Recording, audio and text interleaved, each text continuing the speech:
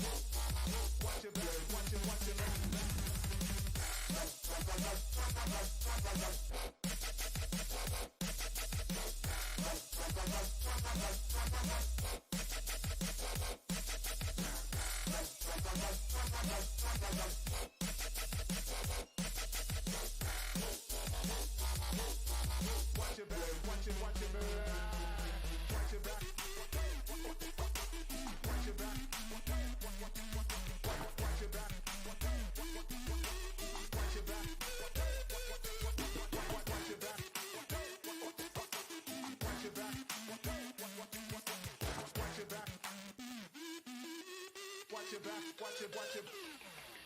Watch your back.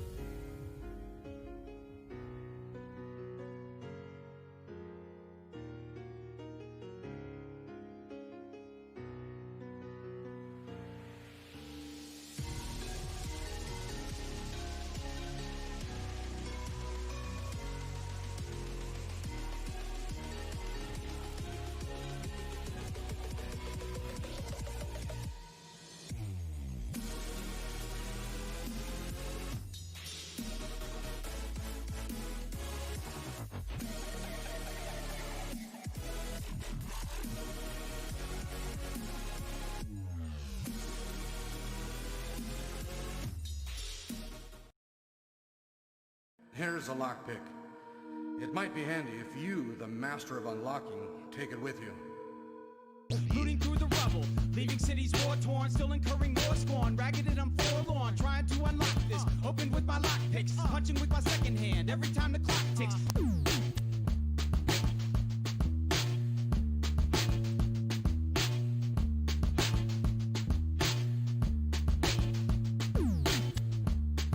All right, there you go.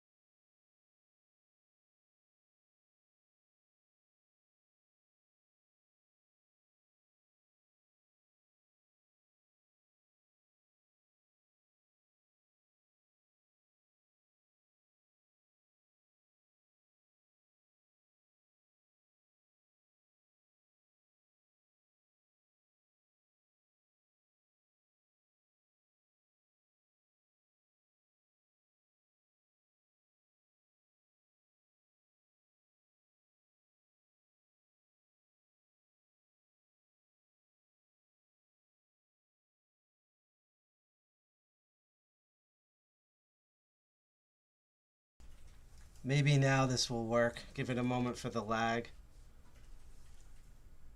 Let's see. Testing, 1, 2, testing. Maybe now this. There we go. Yeah, that's what it was. So OBS has this thing, Open Broadcast Software, where when you, what do you call it, put a new device in, you have to then put it on monitor and stream. I keep forgetting that we're trying out this new camera, so I'm going to stand up here.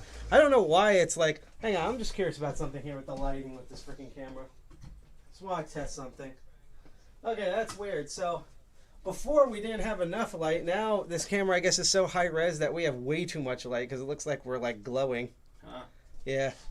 So I think we're definitely going to need an O-ring for this in the future because look how bright it is. Oh, yeah. Yeah. You can adjust that in the camera settings. I could just do that real quick. Okay. Yeah. Well, hold on a moment. We're going to try to make this not as saturated. Yep. And strangely low res. Alright. Okay. That's how long the lag is. We are going to get to the show. It's just, this is what happens when it's like, oh, I bought a new piece of hardware and then nothing works. Brightness. Contrast. Fine. Saturation. Fine. And then later on, we will figure out Sharpness, like how gamma. to get that mic back in check. White balance. That's fine. Backlight compensation. The single best background. Yes, we are in the. Basically, our apartment is being turned inside out. Like we're literally like it's not just cleaning it. There's like literally going to be parts of as the commander calls it, Chateau 201, that are going to be literally removed and put back in, like Legos. So sorry. So I apologize for the messy background. Ironically enough, one of the new things we have coming in. Oh no! Wow! Now it's really dark. Yeah, I fixed it. It was the now- exposure control. Yeah, no, it's we're overexposed. That's the thing. We have too much exposure. But no, that in the future we are going to look at, like, it should be a little bit brighter than this, but yeah, I know Okay. there's a huge delay. That we are going to get a green screen background. Apparently that's in the mail, provided that no one stole our mail, because this is Jersey City. So yeah, so blame this on the Hi Dilsa Mona. Can you see me talk in chat, Mr. Twitchbed? Yes, we can see everyone in chat, and the chat shows up on the stream. It's just, yes, the Lego apartment. I feel like we live in a pile of Legos. A or B? B. B. Okay. Yeah. I want it to be light, but not, like, overexposed. All right, that should do it. All right. You're good to go. Thank you, tech Yep. support, sir. So, after all of that, it feels weird because it's like, oh, this tower over here is like, hello, everyone. This is the first time. So we have an apparently HD new camera that can do like focusing and stuff like that. I don't know if it's actually going to focus now. Might be a light thing. But we're trying this out. And originally we were going to try it out on our main live stream. And because we're trying to do a thing where, especially with Master of Unlocking, that instead of flipping back between two cameras, I can just bring objects near and far and it will focus correctly. But, you know, no offense, but usually when G.I. Jack buys things, at the beginning it causes way more problems than it solves, and then after a month we figure out how it works, and then everything's fine, and that's basically what happens right now. So, without further ado, welcome to the Master of Unlocking. I am known, and let's mute the TV here, because we should be good now. Mute it. There we go. People on the interwebs call me Side Pocket. I'm one of the two co-founders of a group called DEFCON 201. We are a computer hobbyist, hacker, tinkerer group in Jersey City, New Jersey. And we had our meeting last Friday, which went really freaking amazing. Not only did a lot of you folks show up, but you folks were all interactive, and it was just, we had some great speakers and got to hang out, and it was really fun. And note that there's a delay, so on Massive Unlocking I have a hard time seeing all the chat here. Where's the green screen? Cubs A, you should raise the camera up. Yeah, and up the brightness, yeah, because then it would be reflective. I know that. Yep, we are truly living in the future. We are highly elite hacksaws, and thus none of the tech works. But we had our live stream meeting last Friday. Today is Master of Unlocking. This is one of my two shows. If you want to know more about us and those type of shows, you can go to the website at defcon21.org. Let me see how many people in here. Nice. And as you can see, the crazy hair. And we're also all over social media. You go to our Twitter at defcon201nj, and then we're on defcon201 on Instagram, and I almost said Telegram. We're actually not on Telegram, almost, thank God. On GitHub and on the Hostucks.mastodon instance, our Onion now works. And if you're curious about all the links, all the different spots that we're on, including our website, blogs, and various streaming platforms, you can go to that Linktree link that we just dropped in chat, and click there, and you can experiment now and find stuff. Hello out there, Game Master. Now, I'm going to do a legal striptease here, because it's actually kind of warm in here. There we go. And yes, this is as the 8 billionth instant reward shows up. Welcome to the Master of Unlocking. I'm a member of Tool. That's the open organization of lockpickers as well. You can find them at TOOOL. That's Tool with 3 O's .us. And even though I'm a member, I'm not a master under their system. As a disclaimer, I'm just a huge video game and Resident Evil fan, and as you saw with the intro, the whole Master of Unlocking joke and get your instant cryptocurrency reward right here. There we go. See, I'm getting used to this camera because we have a lot more space. It's like being in IMAX. But yeah, I just like the title. So welcome to this show. This is the show where I like to teach people lock systems, physical security, how they work, exploits if we can find them or if they're known, and then how to use those exploits to bypass and open and go through all of these physical security systems. I'm going to see it. You tell they're hackers because of the bev on the shelf and the lack of a girlfriend. I will put this way, actually. The lack of women in this apartment, especially if you know anything about me, has nothing to do with the fact that we're hackers, and more has to do with that we're also streaming on Twitch and YouTube. And you got a hint of it during our November hacking sex panel, but hacking sex meeting. But that especially with my female friends, if I put some of them on here, we would instantly get banned on all platforms. I'm not even kidding. That is not a joke. That's a whole thing here. What exactly is the font on the site? Looks super familiar. That is a font that I'm not going to list. That is a open source font from dfont.com. I'm pretty proud of the logo. I'm probably going to do a thing where I explain how we invented our logo and like what our presentation style is and how we market ourselves. It's back in November, we had a sequel to our first hacking sex panel, which the first one we obviously did in person when we could meet back before COVID-19 and people can't stop, licking each other's buttholes and touching their faces and going to the Capitol and trying to cause an insurrection. We did a sequel to that, and we're probably going to do a sequel to that, by the way, again in June, like a third time. But yes, we cover all sorts of topics, but that's not this show. In this show, again, we do all sorts of like physical security stuff.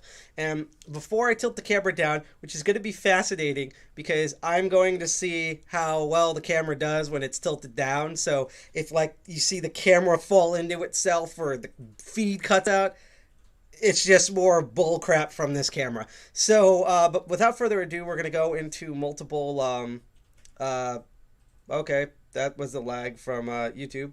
Oh, wow, we sped up too. If we're lagging, by the way, let me know in chat. Let's see, remember was that Phoenix Firefly? Yes, I believe that was her, or them. But before we get in the show, again, I want to go over two rules because even though this is not a tool-sponsored show, in fact, none of this stuff here is sponsored, any like companies or tools. Like, so if I like a tool from a certain company, that is literally because I like that tool. They didn't pay me to say that. Otherwise, we'd have logos of plastered everywhere. I'm not opposed to that. I'm just saying that we're not sponsored. And this is also not sanctioned by Tool, even though I'm a Tool member. However, as someone who teaches a lot of people at the Open Organizational Lockpickers, both in person and now remotely, I want to go over two rules that Tool has that is very important to the show that we always start the show off with. So, rule number one is do not pick any locks that you rely on. After you see this show, if you see, whether it's this episode, future episodes, past episodes, you go out and you like say like, hey, I want to try some of the locks. I'll try to pick the lock on my front door or pick the lock that I use to lock up my gym locker, like we still go to the gym. And you'd be shocked at how many people tell me that as they're learning how to pick locks. And I'm like, no, because as you pick a lock, you will damage your equipment. Eventually your equipment will wear out and break, and that will hasten it. And more importantly, you will not only have the risk of breaking that lock so it doesn't work, but the more you pick something, usually the easier it is to just pick that or bypass that multiple times. So again, you actually rely on it to protect something. Don't use the stuff that I teach here, any of the tools here on that type of stuff.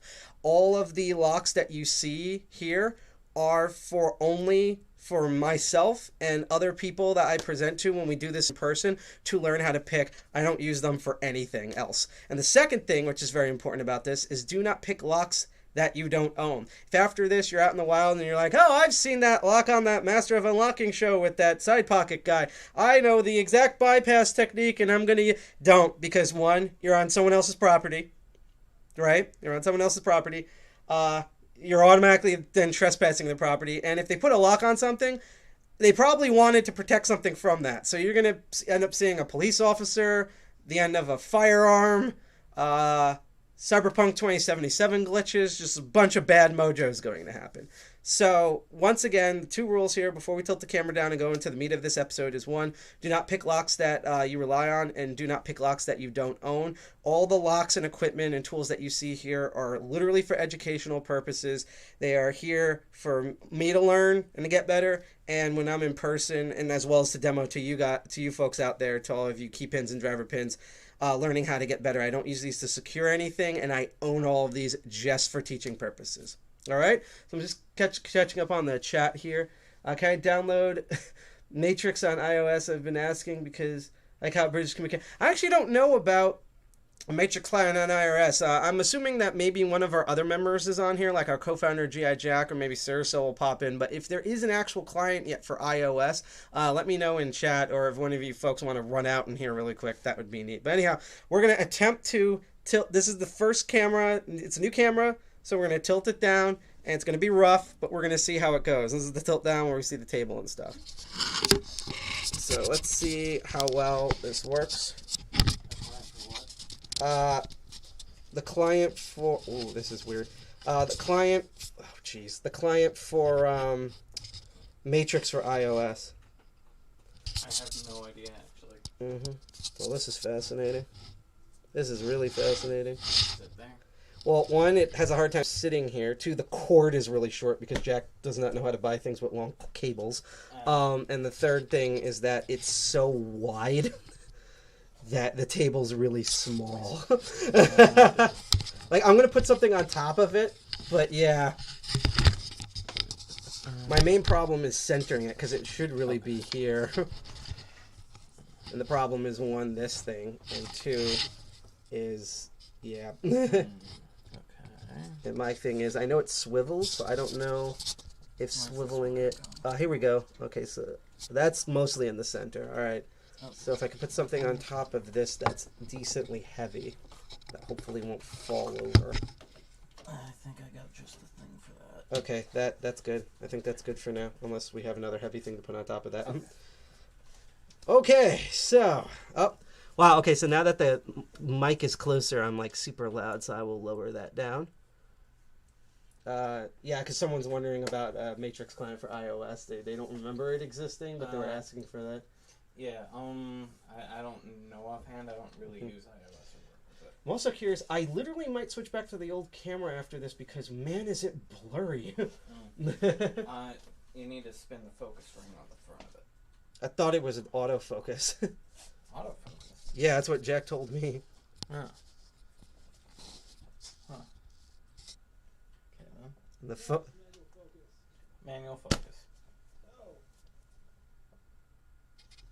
Okay. I think Jack is like losing his mind. Also, like, it's the focus is way too specific. Yeah.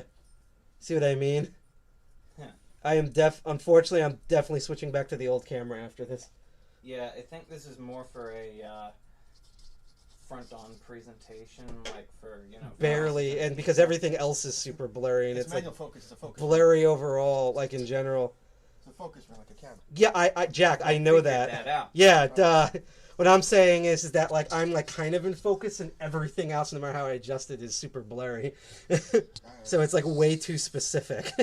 Like on this table, it only focuses on this paper. Everything else is a mess blur. Yeah, so I see what's going on. Yeah, Here. like even with a person, it's like this. That's probably the best it's gonna be. Yeah. So I'm gonna try to bring. Bingo.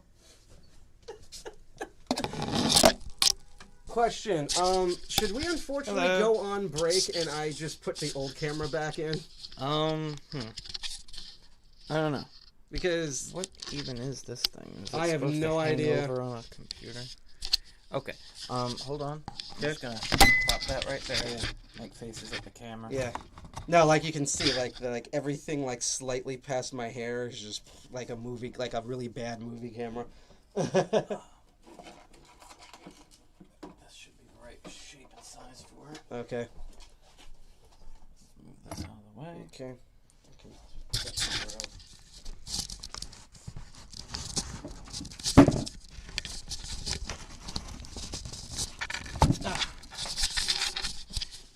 All right. Yeah, see, normally the other cord's long enough, I can still loop that around.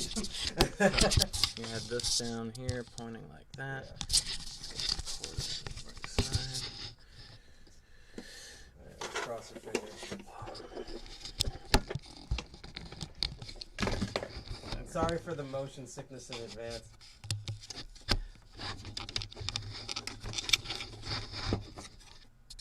Yeah, it's like curved on the back for no reason. What? Because it's designed to be wall mounted.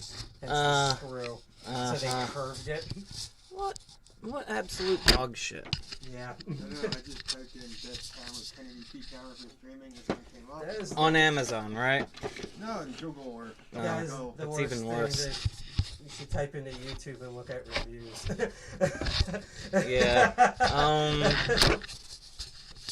Like, generally speaking, I would have probably recommended a Logitech C720 or something like that. Yeah, let's see if I can find the duct tape.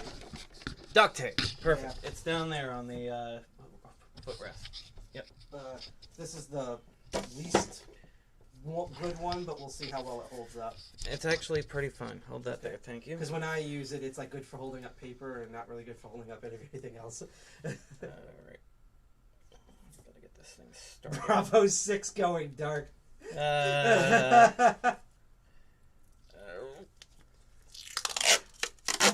I'm sure some of us are real familiar with that sound. Yeah. And what's more just so funny is that, I guess I'm going to give you the scissors. The piece There, like that. Yeah, I'll need scissors. That should hold that there. Perfect. Still doesn't solve the problem that it's so incredibly wide. Yeah. And I'm going to try to do the focus of again. Apologize. I'm going to have a long talk after this. Let's see. Let's tilt this over. Wow, this is so bizarre. It's like, because it's like if I do center, it's off center. Jesus. Kind of wish I had a zoom for this. Alright, I think that's as good, unfortunately, as we're going to get for now. So we're going to try this. And again, sorry for all the motion sickness. We actually have a good amount of people on here, which is why I'm really worried about the presentation. Here's your drink. Thank you. So, if I'm able to do this without going more further insane, what we're going to look at, as you can tell from the title. Oh yeah, this is hilarious. Oh jeez. All right, we're just going to put up with this. Worst comes to worst. When I'm going to do an episode about automotive lockpicking, because this is kind of related to this basically, but like dedicated for like actual like locks on an automotive vehicle. You see what I mean? And it's the left side of the camera off focus, but the right side. Yeah, is fine. it's like it's smeared in gasoline too. I will re-go over this again. That's exactly what I'm saying. Of should we just like quickly go on a break and I just put the old camera back in? We could. Okay. All right. So again, I hate to make you folks wait kind of long enough for this, but we are going to do the right thing and put the old camera back on. So we're going to go AFK. Hold on to your butts for at max 5 minutes. Again, thank you for putting up with us. See you on the other side. Give us a moment here.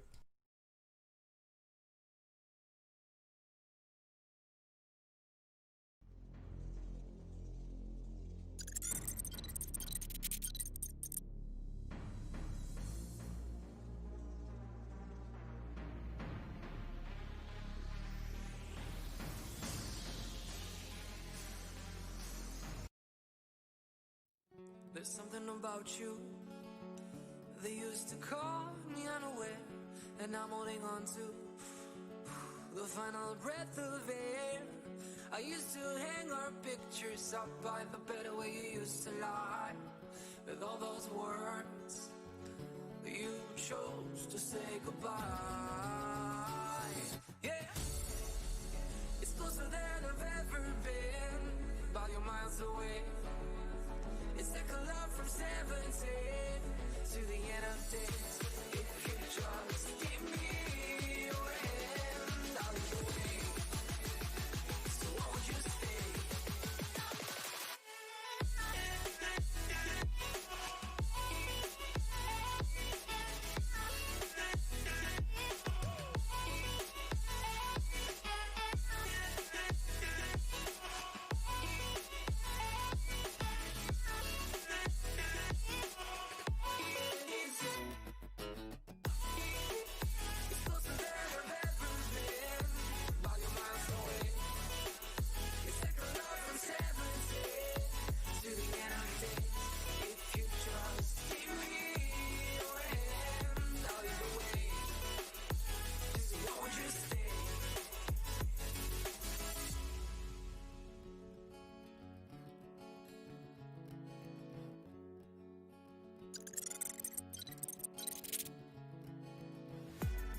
stop playing that same song about the hope you lost back in the suburbs.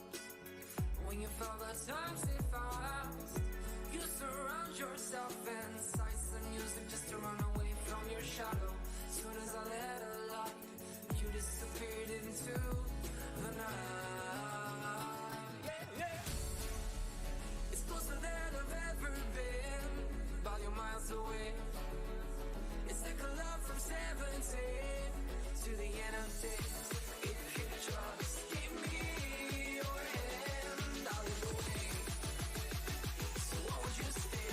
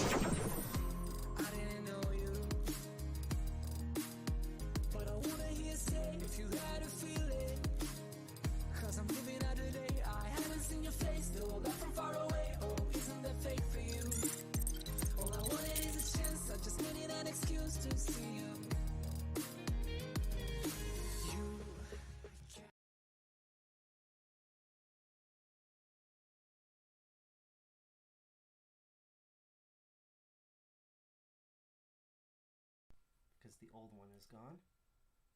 Hopefully. Is that it? No. Okay, that might do it. Let's try that. I won't be able to hear until... Where's the remote? Just had it somewhere.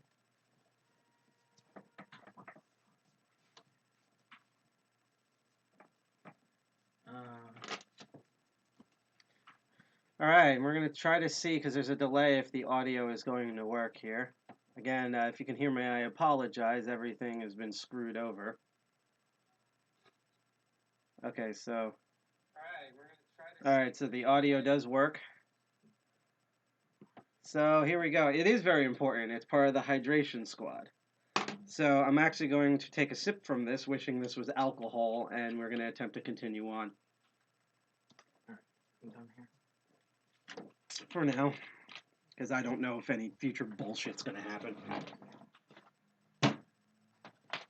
So, I don't know if I should do the spiel again, but I'll do it really quick, even though you can't see my face. Welcome to an episode of Master of Unlocking. Apparently, we have never had issues like this since our first 2 episodes. This is a show where, as you can see with some of the tools here, for all of you who's remaining in chat, thank you so much. I apologize for everything. I'm going to have a long talk with a bunch of people after this stream. This is a show where we look at lock systems. We look at... and by the way, just give me a bit, because that whole thing right there, we literally wasted 45 minutes, and that just took a lot out of me. So just bear with me on this as I attempt to get my brain together on this episode. I might actually have to just redo this episode again in the future, which sucks, because I really was looking forward to this episode, and I had everything set flawlessly beforehand. But what we do is we look at physical security. Again, thank you, Nonsense, for staying. We look at physical security devices, such as door locks, padlocks, other such things, how they're set up, how they work, any sort of exploits we can research or find, and then we try to apply those exploits into seeing if we can get past these physical security measures. I want to reiterate once again, because this is a tool staple. I am a tool member. That is TOOL. That's tool with 3 O's.us. Thank you, Rogue. That literally made me laugh. Came for the unlocking, stayed for the hijinks. This is actually the stuff I thought was going to happen on Friday, so that's probably what happened with the karma. But there are 2 rules at Tool that I once again quickly go over. Can't speak. Need to swallow extra spittle. I'm having reverse dry mouth right now. That means I'm getting nervous. And not because of what we're going to show, because I honestly don't know if we're going to be able to open this thing, and I'll explain why. Because this is one of those where we're going to take a lock system. And Jack, can you push your door more closed? We take a lock system, and then we try to, we try to, on some episodes, I do like tutorial stuff. That's like most of this. But, because no one can listen. But, some of the recent episodes we've been having is just me taking locks that I don't know and trying to do research and seeing if I can pick it and lock, if I can actually pick it open. We've had 1 really good success so far and 1 failure just because my hands wore out and I didn't have enough time. This, I have no idea if we're going to open. We're going to find out, because again, I also learned with you, but I want to go over the two, sorry, that's the British bad way of, I can't, 2 rules of tool that uses for lock security, and that is 1, do not, let me see if I can get this. That's good. Okay. 1, do not pick locks that you rely on. So if you see these type of locks, especially the one that I'm going to show in public, although I haven't seen any of these in public and since forever, do not,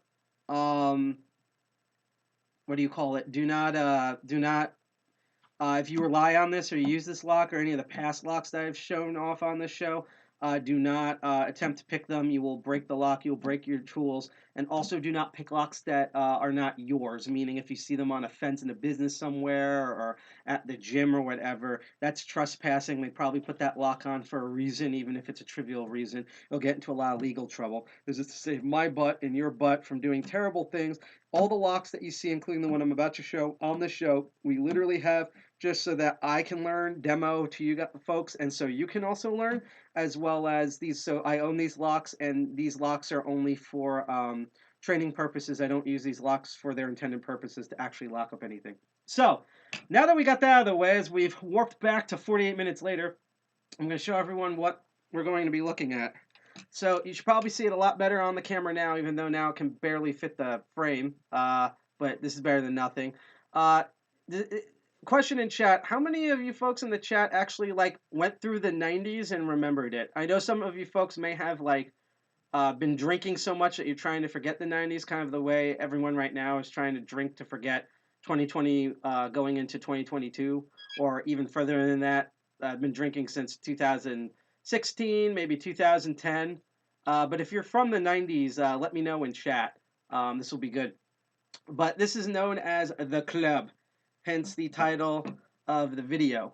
I'm going to now flip over to the web browser mode, make this full screen to show you what I mean. So the club was a very popular thing. It was made in Sharon, Pennsylvania. And this is a picture of it on a car right here.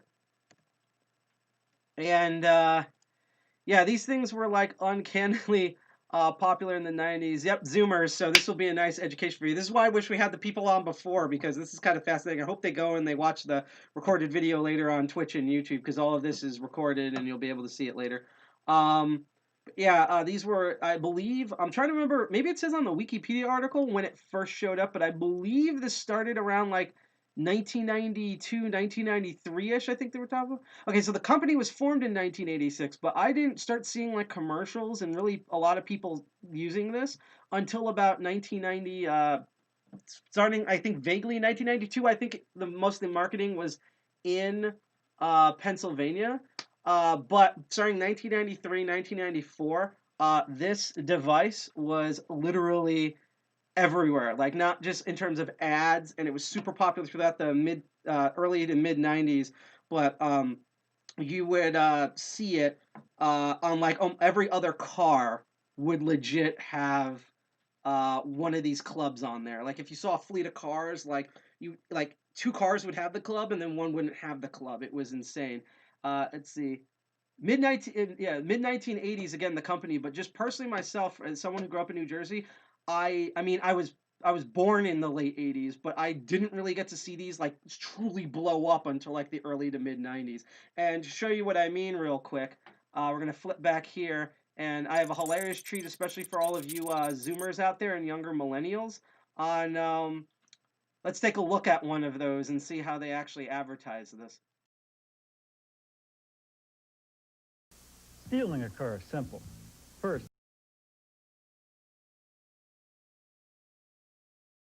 You really have to be kidding me. Really? We're gonna be stealing a like car this? is simple. Really? First, I gotta make sure not to attract attention. Then, I look for a car that doesn't have a club on it. All right. Hey, I've only got a few seconds to steal the car, and the club makes my job a lot tougher. Stealing a car. Stealing a car. Stealing. Sarah, so what's the thing you do again to put it on the front? All right, let's try this.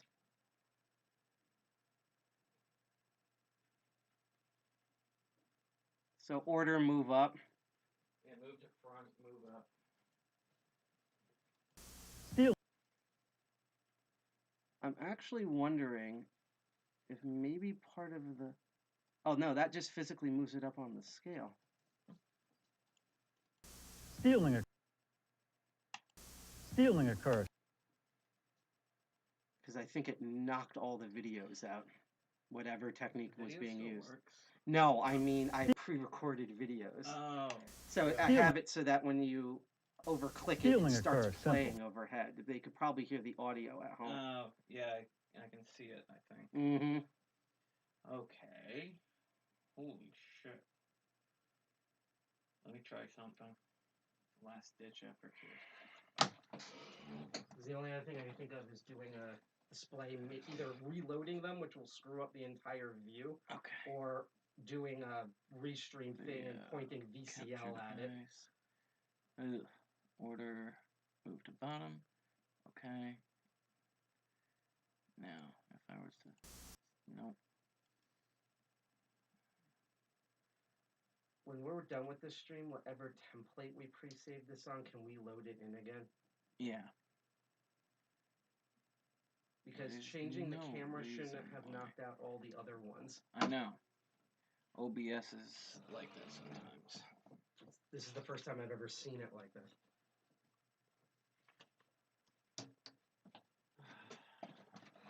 Okay, so here's the only other way I can think of possibly doing this, provided this part works.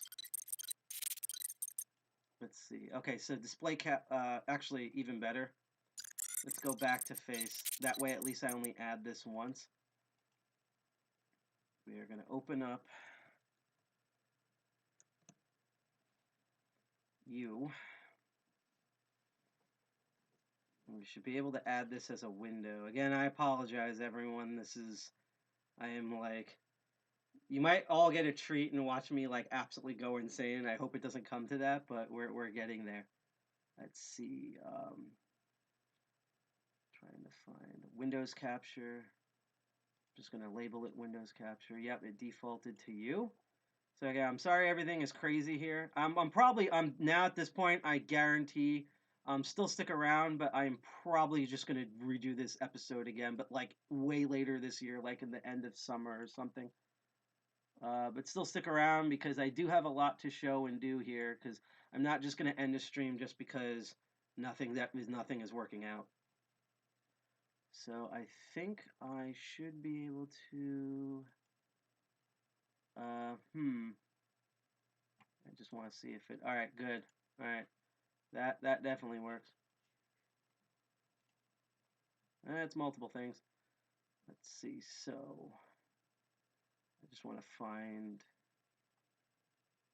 All right, so let's see. Audio, this desktop, video capture device, video capture. Why is there 2 video capture devices in here? That's so weird. All right, plan D. So this is going to kind of ruin some of the surprises here.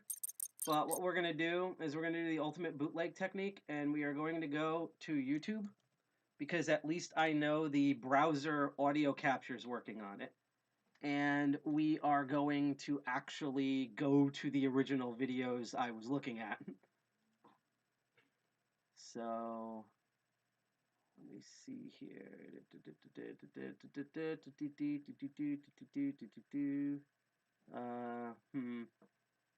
Trying to see here. By the way, I just want to let everyone know this is a really abnormal episode. Normally, if you've looked at the past episodes, the episodes are not normally like this.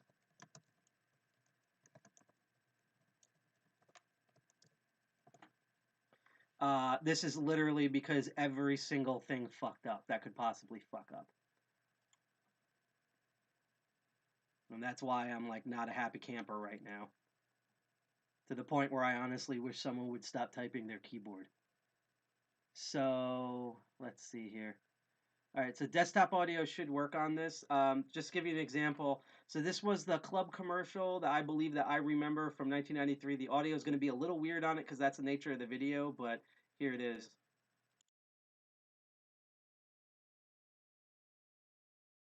Stealing a car is simple. First, I gotta make sure not to attract attention. Then, I look for a car that doesn't have a club on it. Hey, I've only got a few seconds to steal the car, and the club makes my job a lot tougher. So if you want to keep your car, club it. When it comes to protecting your car against theft, you should be using the Club anti-theft device. The city of McAllen, Texas proved just how effective the Club is. After developing a vehicle anti-theft program featuring the Club, auto thefts were reduced over 43%, resulting in annualized taxpayer savings of over $10 million. During the program, users of the Club were over 99% successful in eliminating auto theft. Accept no imitations. Make sure the anti-theft device you buy says the Club on the handle.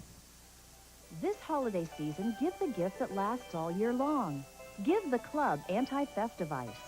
The Club anti-theft device, available at better stores everywhere.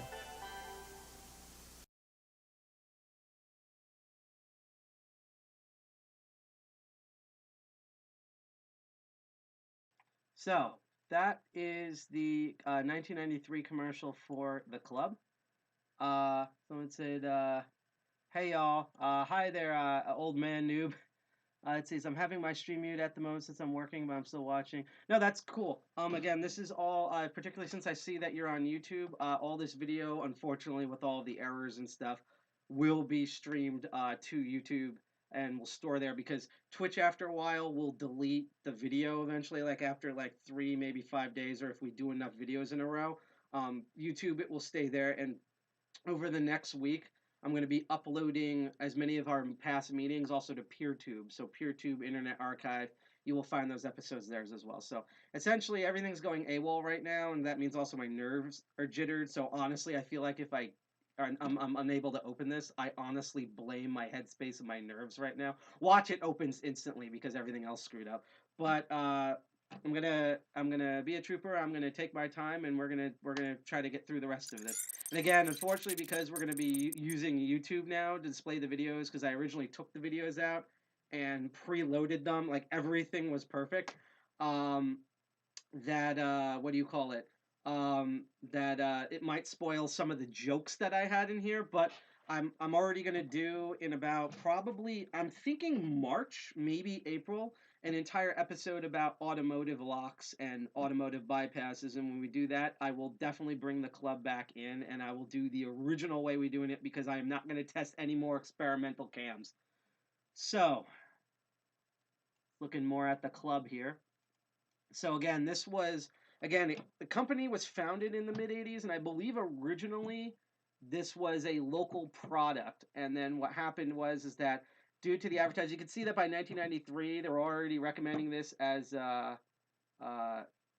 trying again. Yes, I am trying to do this again with a clear head.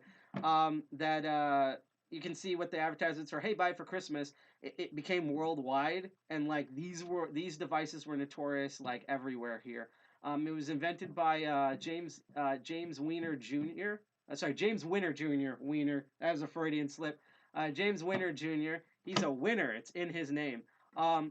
Apparently got the idea from when he was in the Korean War, and there were basically his story is that they were trying to secure the steering wheels of the vehicles with metal chains, and he was thinking of like there should be like a better like instant like snap-on technique in order to do this.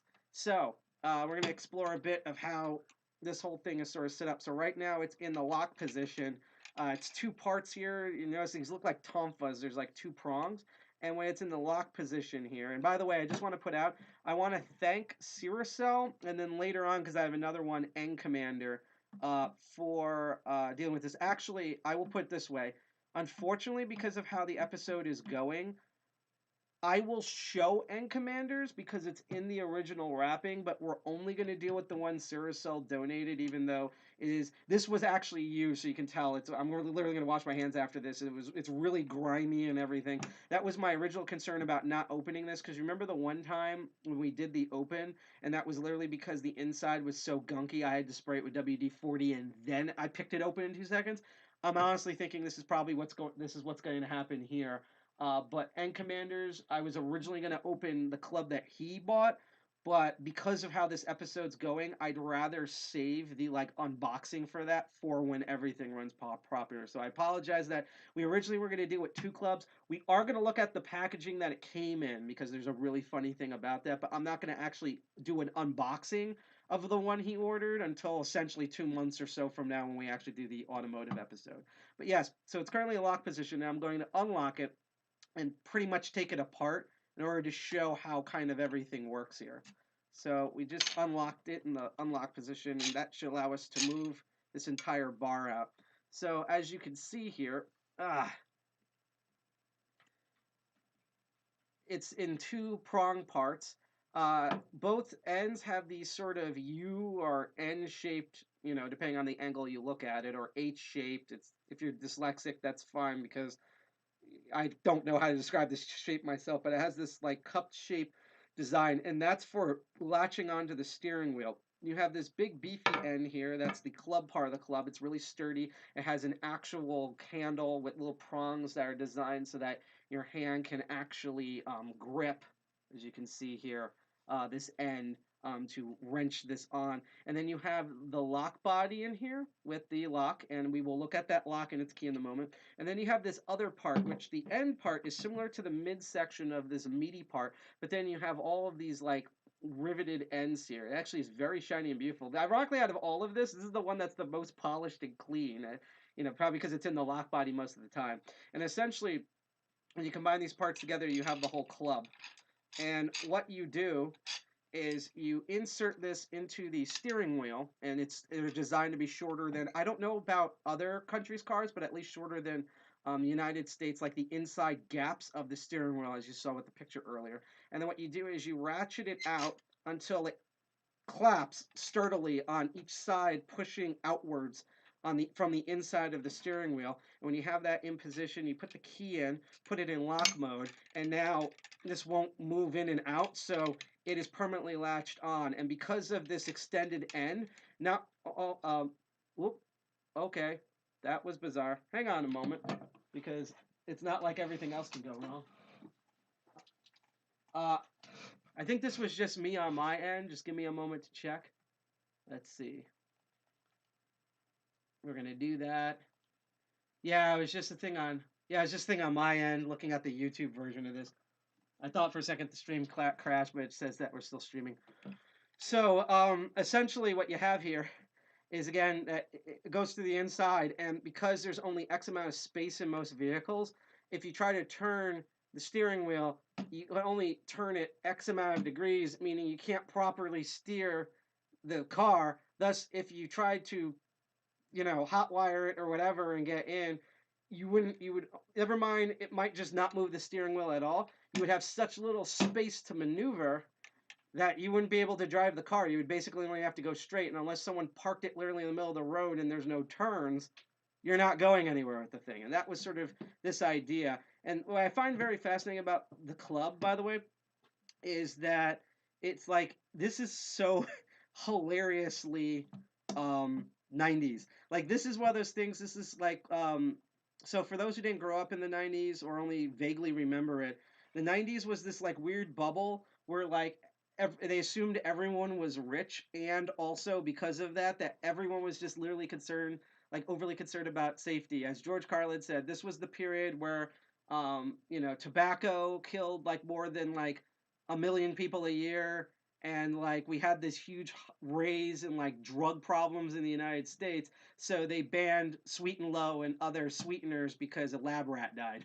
Like, that was that time period. It's not like now where people literally eat Tide Pods because their government told them it was a good idea.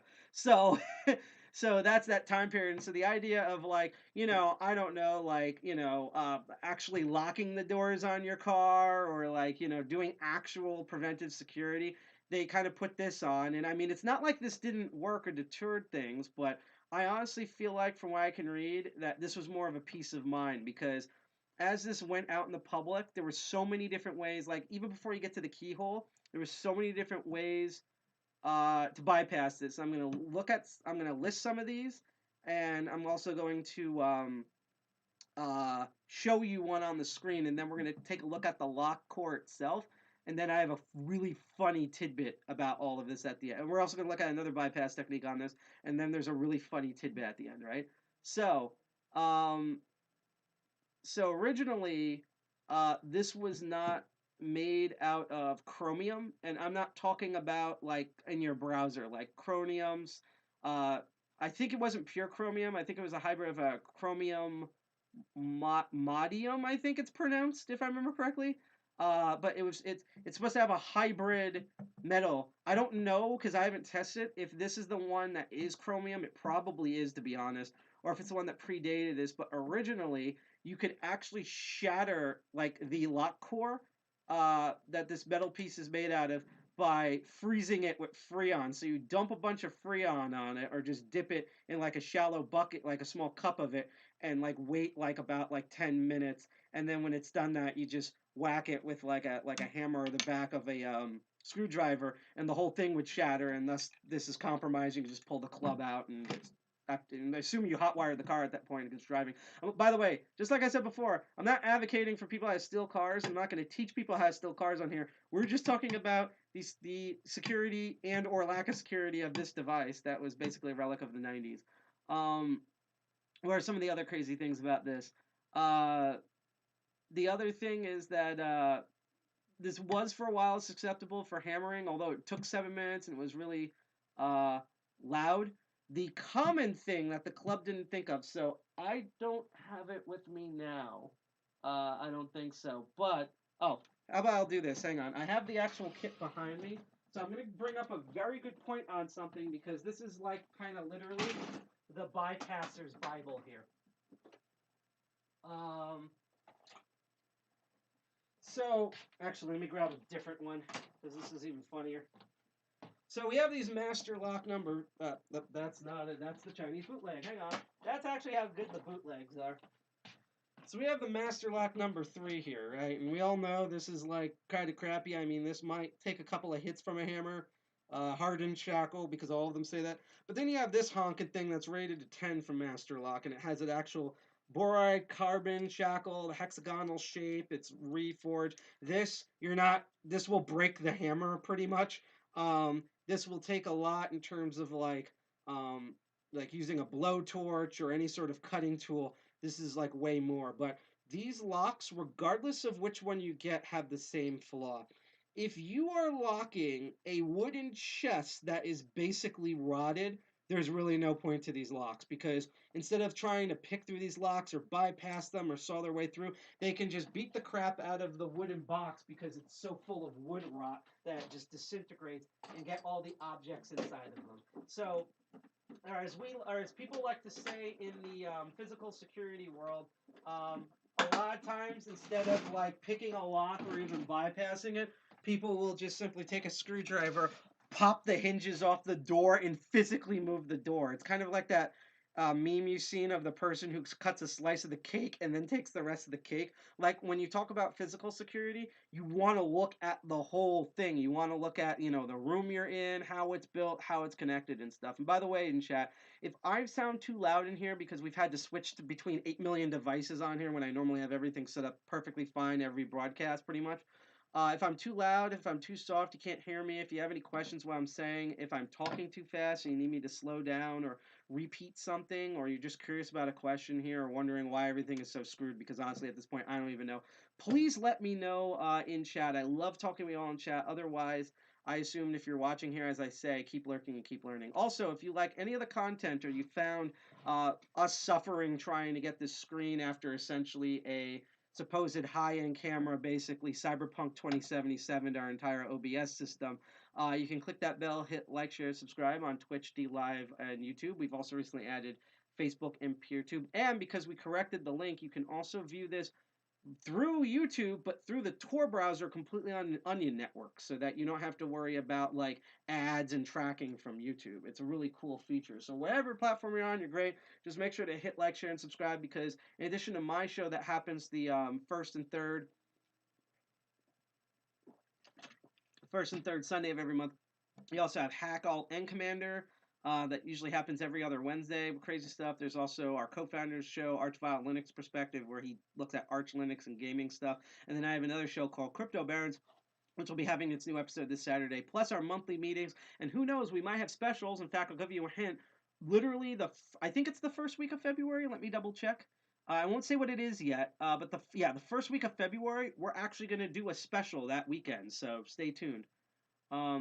Yeah, no, good for you with deleting the Facebook. Yes, it's the worst. Unfortunately, especially at the time when we started back in 2017, there is still a lot of people on there. There's also a lot of security people on there, shockingly enough, which is why we have that stream as an option. One of our all MOs is, for example, we're both on Twitter and Mastodon. We're on Twitter because a lot of people are on there, especially in this hacker security world, and it's popular. But we're also on Mastodon because it more matches our ideals and we basically like it better. So you have to go both where the people are, but also kind of do your ideals. Basically, at DEF CON 201, because we're New Jerseyans, we try to have our cake and eat it too. So just letting you know there.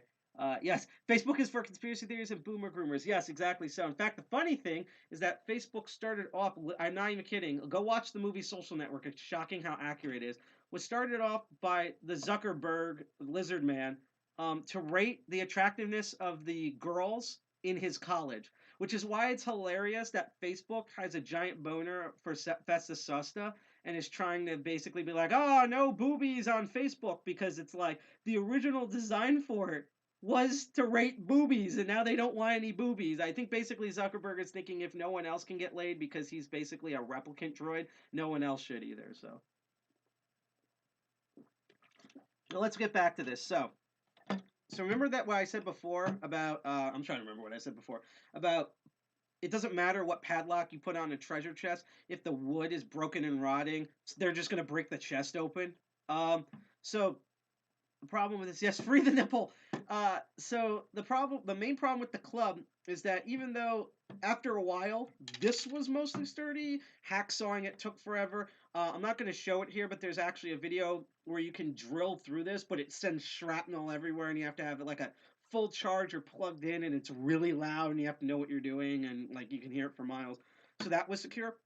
The steering wheels aren't. Most steering wheels, even today, unless they're like Teslas, in which you're basically doing this to a smartphone, and it's almost designed this way. They're actually mostly kind of hollow inside, so you can just take a hacksaw and saw through any parts of the steering wheel. So because this whole system relies on clasping the inside of the steering wheel, all you have to do is cut one side that this piece is on, or even this piece, but this one's probably easier because it's probably set, well, depending on the angle. So at this angle, you cut this way, at this, you cut this way, and then slide it through the slot you just cut, and then take the whole thing out.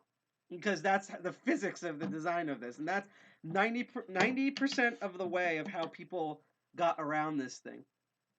Well, what was the other funny thing about this? So another funny thing was there was also another device that we won't have. See, this is why I was going to revisit this anyhow, because there's like more gadgets that we're trying to get. Because again, I'm very happy that Suracell and Commander saw this on these on bidding sites, and we got a bunch for fairly cheap.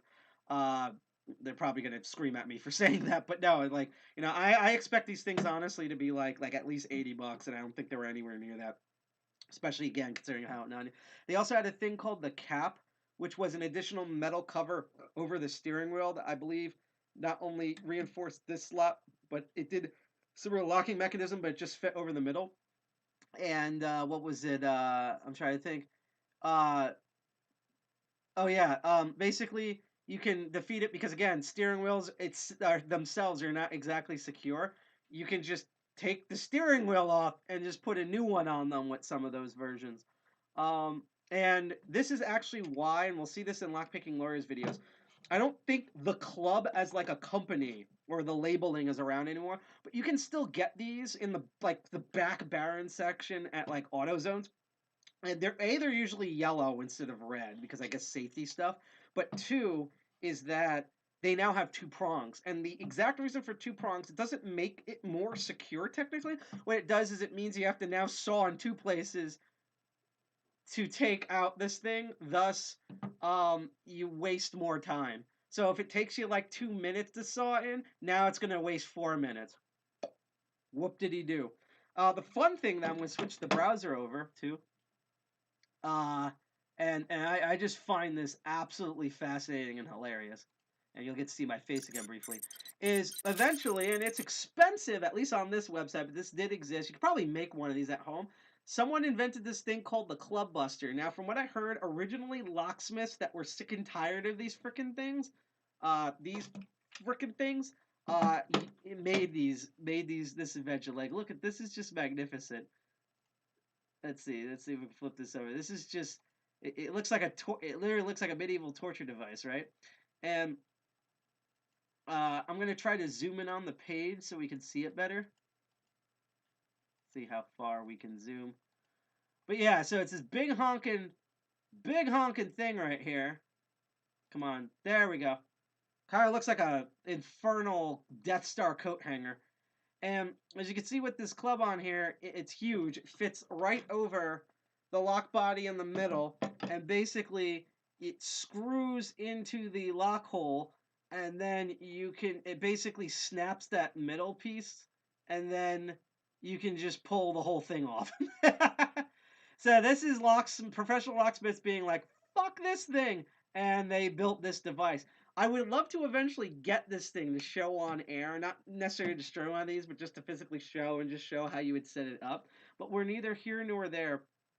Um, let's look at one last bypass that originally was going to be at the end when we looked at the lock, but I thought I would show this off now since we're talking about bypasses, because next we're going to look at the lock body itself.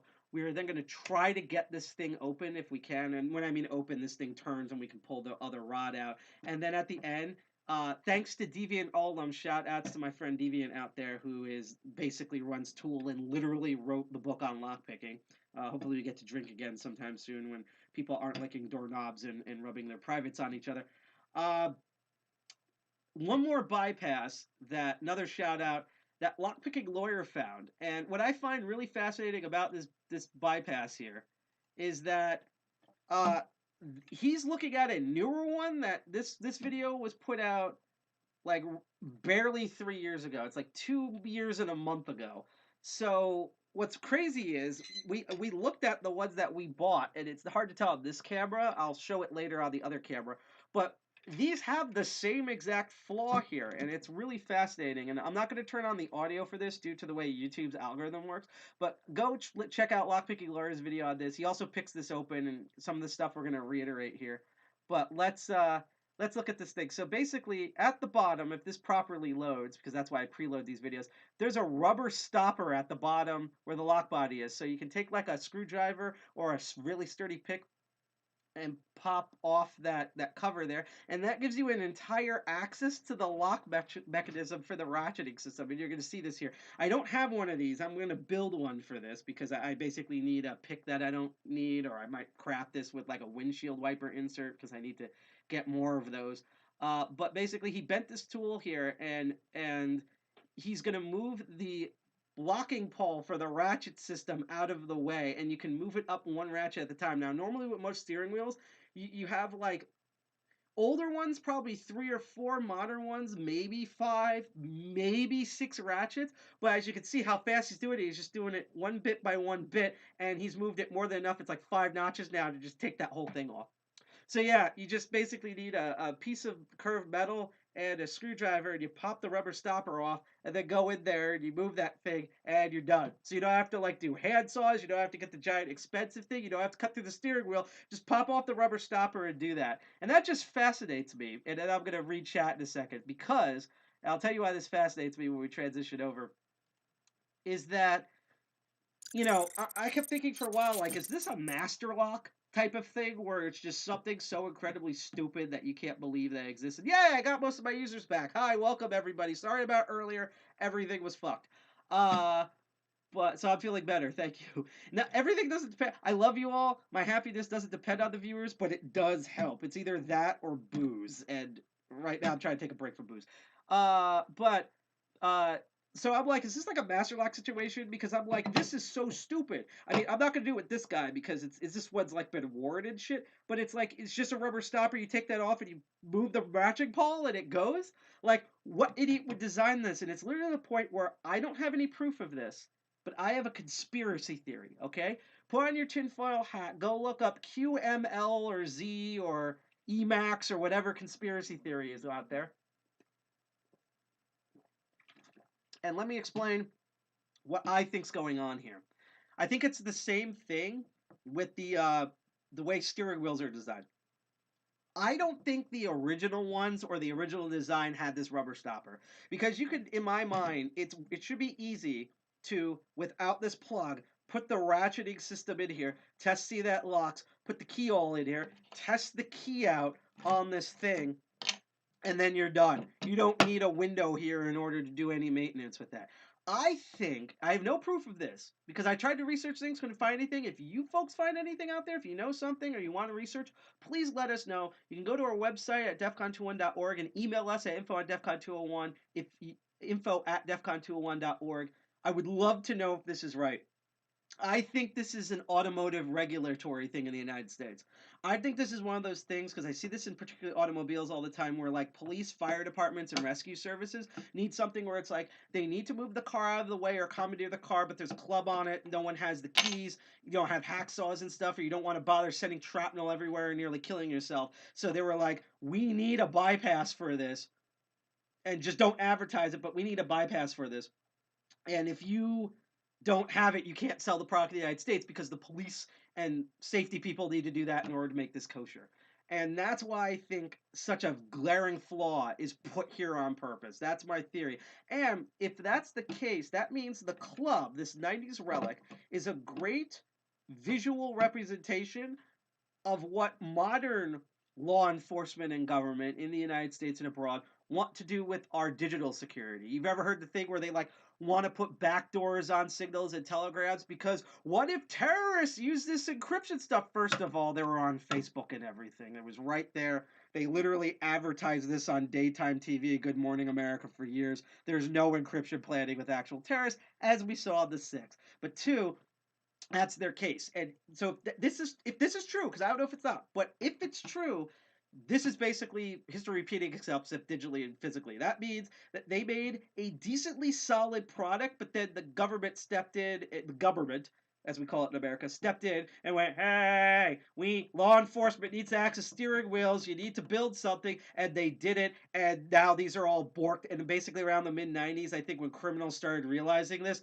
is why you barely see a club anymore. And I guarantee that will happen with digital security again. We're going to look at the actual keyhole itself, but let me read some of the comments here. I remember that. Yeah, let's see. Look at something you would see at the Expanse. Yeah, all I could say is don't stop when you come from warp speed. That's all I'm saying. Hey, yeah, clubbers. Doesn't loading. I used to remember Dib from Invader Zim, who was off a tree, was crazy for telling the truth. Hydration has disappeared. No, it's just off to the side. I have another table here. You probably saw that if you were here earlier, the wide camera. I have another table here. That's where the Mises is, so I can control everything on the OB of S's. Yeah, it's kind of a little behind the scenes. Let's see. It could be. Yeah, exactly. Like the TSA locks. We're eventually going to cover TSA locks, but they have a master key that works on. There's 7 master keys for all the different airport approved locks for all over the world and in the United States. And because of that, not only are all of them really trivial to pick, and by the way, my mentor Night Owl, as well as Johnny Xmas, have a very hilarious video at Hope talking about TSA keys that we'll watch when we do the TSA keys episode because it's going to get some time because I actually want to make the master keys with metal, and that's going to take a bit of both money and time. However, yeah, because of that, not only did that weaken the security overall, meaning they're trivial pick with lockpicks, but once you know the bidding and they showed them in photos everywhere, you could duplicate those keys, and thus that makes the whole thing useless. And like we see this in security, physical or digital, over and over again. So it looks like something you would see in a porno. Hey, it can't be the only one who kind of thinks. Yeah, no, the 90s is very much it looks like it could be in a porno, but everyone was in such a cultural stupid bubble that they didn't pop out of until 9/11 basically happened, unfortunately, that no one acknowledged it. That's why you can endlessly look at like old cartoons from the 90s and crap like that. And it's not even because you grew up. They put rude, terrible things in these cartoons and stuff, but because everyone was in the bubble, I honestly think the adults were probably dumber than the kids. So that's what's happening here. I will say this. Unfortunately, give me a couple seconds. I am going to put the music on. Don't worry, it won't be like last time. I'm going to put the music on. Basically, I've hydrated Squad way too much. I need to tinkle. So we're going to be gone for We're going to be gone for a couple of seconds. And then when we get back, we're going to look at the lock body. I'm going to try to pick it open. This will probably be a very short stream, to be honest. And then I'm going to show probably the funniest thing that if I didn't show this, Deviant Olum would freaking kill me. So we're going to show it. The joke's going to be kind of spoiled because of the way YouTube works. I'm going to try to do the best I can. But yeah, especially Ren and Stimpy. But yeah, I will be right back. So just give me a moment and let me go tinkle.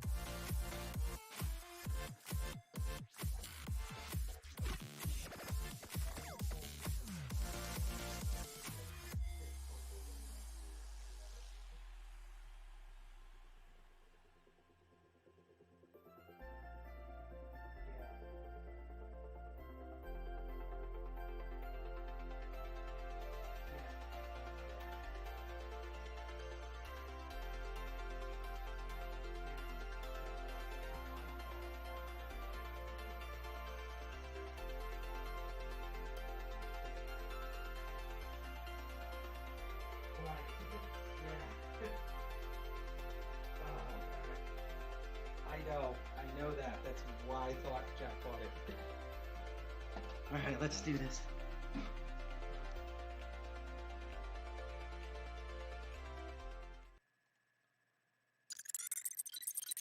Hello, I am back. And if you like the music in chat, it actually shows because we use Pretzel, which is an awesome resource, by the way, for music.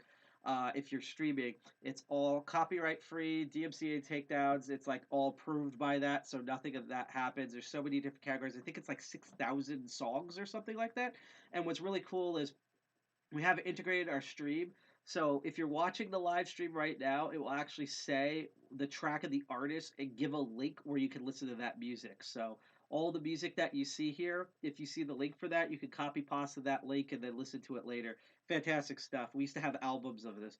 So normally I would use a close-up cam, but that didn't work. So let's I don't think I need to do a super close-up on this, but I'll try to explain this as best I can. And I might actually have to go to my other thing. So this is the lock body. It's really huge. If it looks a lot like the outside of an automobile lock, that's because, honestly, from what I can tell, this is literally like the same type of lock you would see on an automobile. In fact, this is a type of lock that we've covered previously on the Master of Unlocking, which is, if I can find it here, this one, which is known as a wafer lock. I might bring up the video again here. Actually, let me do that. Yeah, let's do that since we already said the device. So, wafer lock picking. And I'll bring up, this is a video I love going to. This person, this is like an old video, but they just make awesome videos, like 3D videos of the inside of lock bodies here. So we're going to switch cams here, and I will show everyone what it looks like on the inside. And also, again, if anyone, if I'm going too fast or too slow or you can't hear me or whatever, please let me know in the chat. And it just looks uncomfortable, yeah. I don't know if you meant me or the lock, but yes, it does. Both is good. But yeah, this is, it looks like a normal key on the outside, but if we take out the core here, you're going to see what I mean. So if you remember before, there's like pin and tumbler locks where there's little pieces of metal, two types of metal on top of each other, tensioned by springs. This is different. This came afterwards. This was supposed to replace all of this because only the advanced metal pressing technology could make this popular.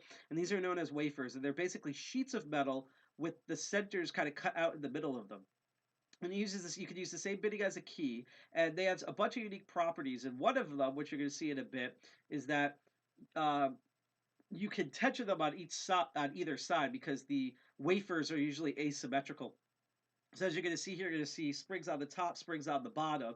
And because of that, if you ever took an automotive key like this one and noticed like bitting on both sides, that means it's usually a wafer lock, pretty much. And that means these wafers go on each side. And basically each of the different bitting grooves here push and pull the wafers until, just like with normal pin and tumbler locks, the wafer tops and bottoms are flush. They have to be both flush at the top and the bottom, especially if they're double wafered like this, so that, again, you have those gaps between the core plug and the rest of the lock body, and you can physically turn it now because there's that gap, and the lock opens.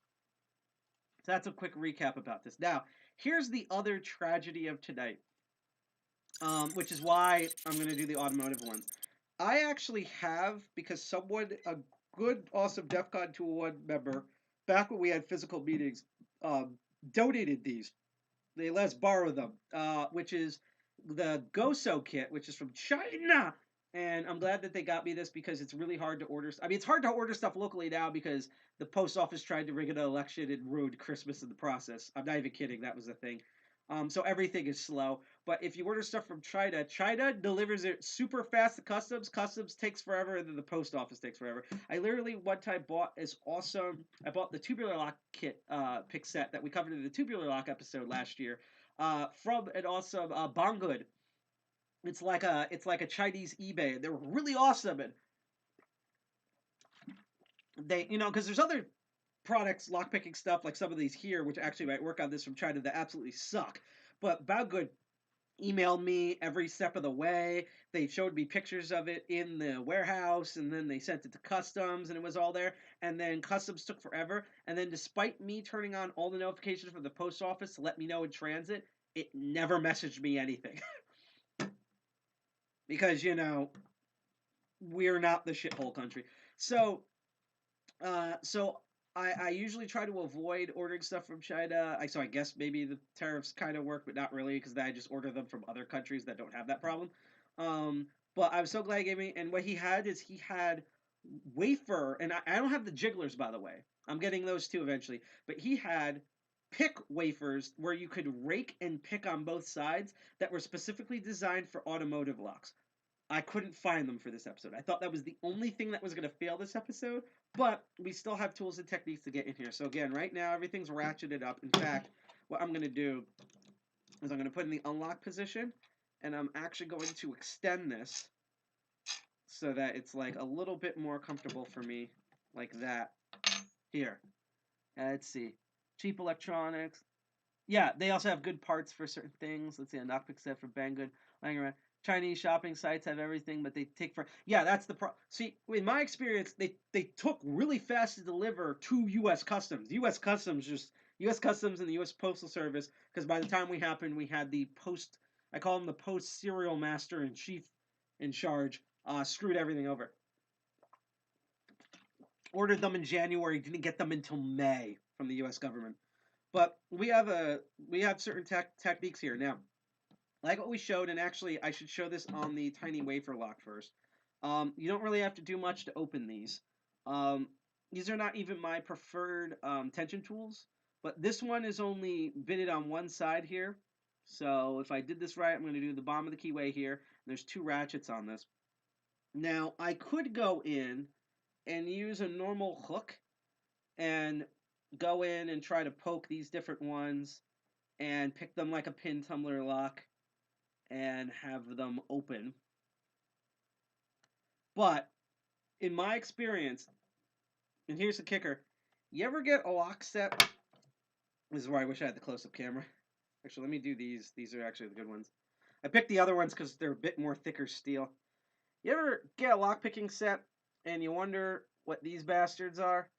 It's like a ball or a half ball, and then one that's kind of shaped like a snowman here, right? Maybe if I find like a black background, here we go, I'll use my case. You ever see something like this? These are designed specifically for wafers. And in fact, the snowball or the full ball is designed to pick wafers that are double-sided, such as automobile locks. The reason why, and there's many reasons why you don't usually see automobile lock picking, we'll get to that in that episode, but one of the reasons why you normally don't use lock picks for automobile locks is simply because, like for this key, it's really short. I can, let me get the case back. This is basically probably like 5 or 6 wafers. I can reach in and pick it. Most automotive wafers are like 8 to 13 of them. Usually average around 11. And so basically most lock picks, even the ones designed for wafer locks, are too short to get in. That's why with the Goso ones, they're longer so that they can do that. I'm either going to probably make my own individual picking automotive for wafers or get a more expensive set or order one from Goso and have it show up in 2022. But these are more designed because of the rounded tip on these to do wafers. So if I did everything right, let's see if I can fit this one because I want to just show you on a simple wafer lock. Yep, just did it. Move 2 out of the 4 wafers and it popped open. I'll see if I can do that slower. Let me see if I can put in. I'm actually going to use a top of the keyway tension tool because for some reason I cannot find. Oh, actually, that's where they went. Ta-da! Something actually went right. I forgot. My 2 favorite tension tools are over here. So we're going to do the short one just because they give me a bit more room. So I'm going to go in. And it's the same thing. I'm just doing a light tension here, bottom of the keyway, for this one in particular. And there's 4 wafers. I know I have to move 2 of them. And I go and I pick them, and it opens. Just like a key tumbler lock, except I'm moving wafers instead of pins. And again, because of the rounded nature of these picks, same lockpick body design, but rounded tips, these are more designed for wafer locks. In fact, using this, not only can I pick with this, but with the rounded tip, I can actually use a raking technique and go back and forth like the way an S rake works, or zipping like the way you can do with a half diamond. And also, I should be able to, let's readjust. rake this open in a similar manner. Yep, that works. Let me just catch up in chat, and then we're going to try the actual club lock. And I'll also explain why I might actually not get it open on here. Let's see. I have no skill, so I just use the snowman. In the meadow, we can build a snowman. That's perfectly fine. I will mention that, and you're going to probably see this here, there's a reason why we teach everyone, or at least I teach everyone, single pin picking, because I know organizations. I'm not going to name them. Hold on, I have to cough. Survivalist. Excuse me. Oh, I have to hydrate right there. But there are different groups that will either skimp over single pin picking or SPP, whether it's wafers or pin tumblers or whatever, or rely heavily on raking. And I know a lot of people, whether they're magicians or survivalists, who learn that way. And then they get to a lock with the very smallest bit of security. Maybe it's a different bidding pattern that's not almost completely flat. Maybe it has one security pin, like one spool pin or one serrated pin, or just something, and then none of their raking techniques work, because that's one of the most security features are usually designed to prevent raking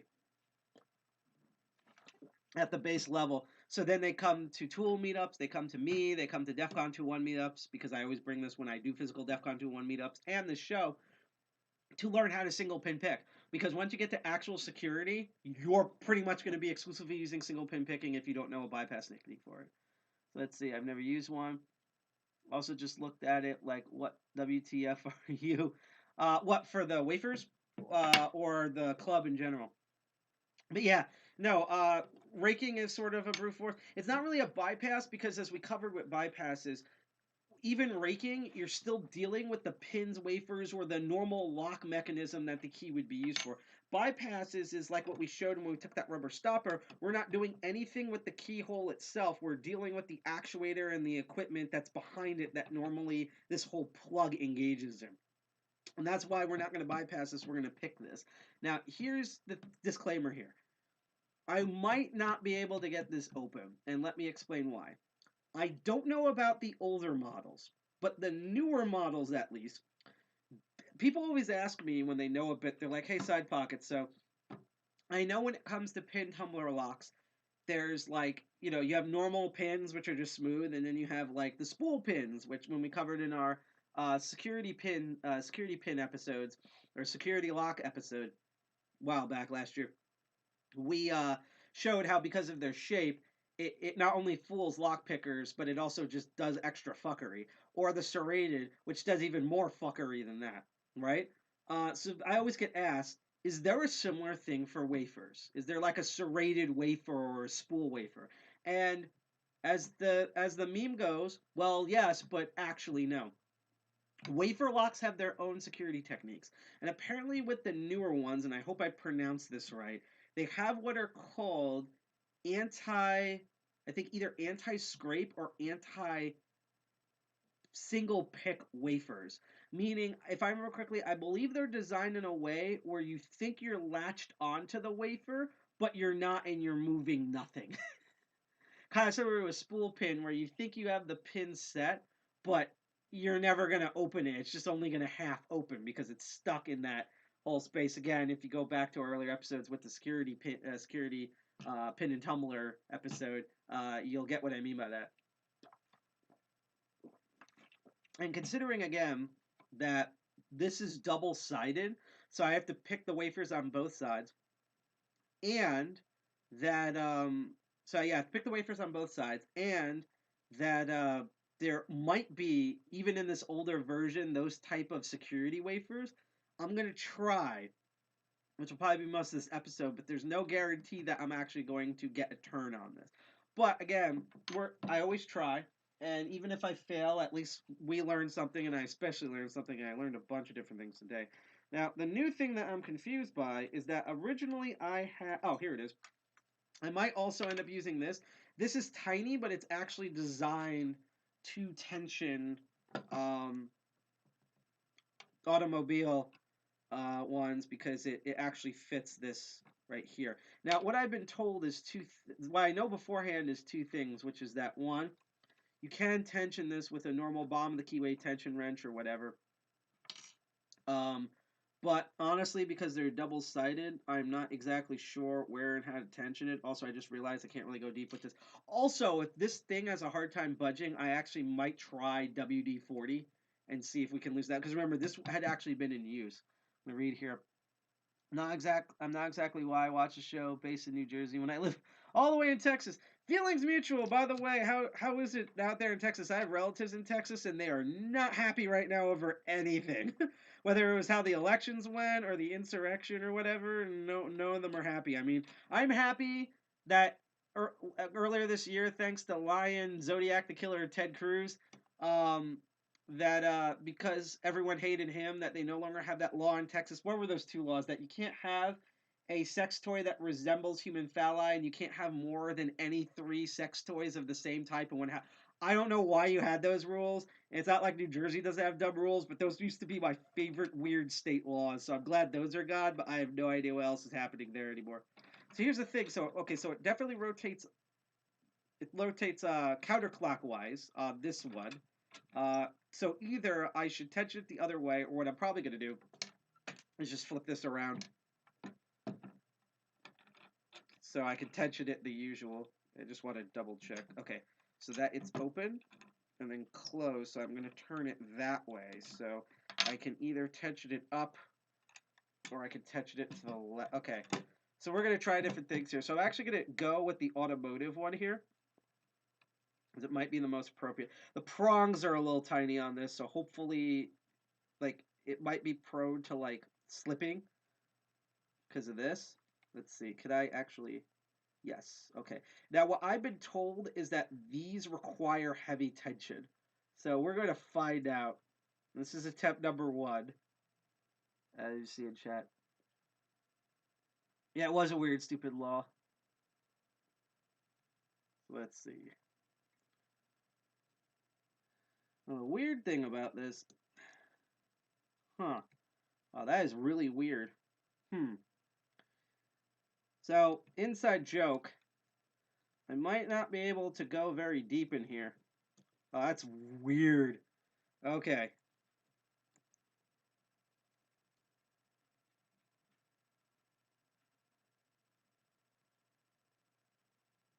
That is bizarre how it's set up in there. Basically, it's like wide open in the front, and then the other wafers, they're like deep in there. And it's like much narrower. So I'm feeling for the top here. I think the tension stuff might be on the bottom. We're also going to attempt to rake this just to see if that's acceptable. Oh, I got a little rotation there because I think wafer number 2 down there clicked. I'll also try just using a normal pick, which might actually work because the hump on this actually might be too... What I'll do is I'll start off with the normal curved wafer lock picks, and then I'm going to try to use a half diamond because that might be thinner enough to get in here, but it might also still have that roundness, that round boyness that will be able to do something. And let me just double test with the key here to make sure I'm turning in the right direction, because that's also a big pain in the butt. Okay, so it is tensioning counterclockwise like I thought. Let's see.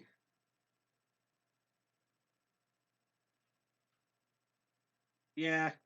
G.I. Jack was saying a joke in the chat, but that's very much true.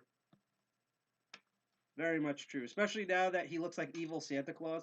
Like, I think it's funny that he's doing a lot of, he's like super promoting, besides Giuliani, the insurrectionist stuff in terms of our internal government. And I think it's hilarious that he more looks like white Osama bin Laden now than everyone else.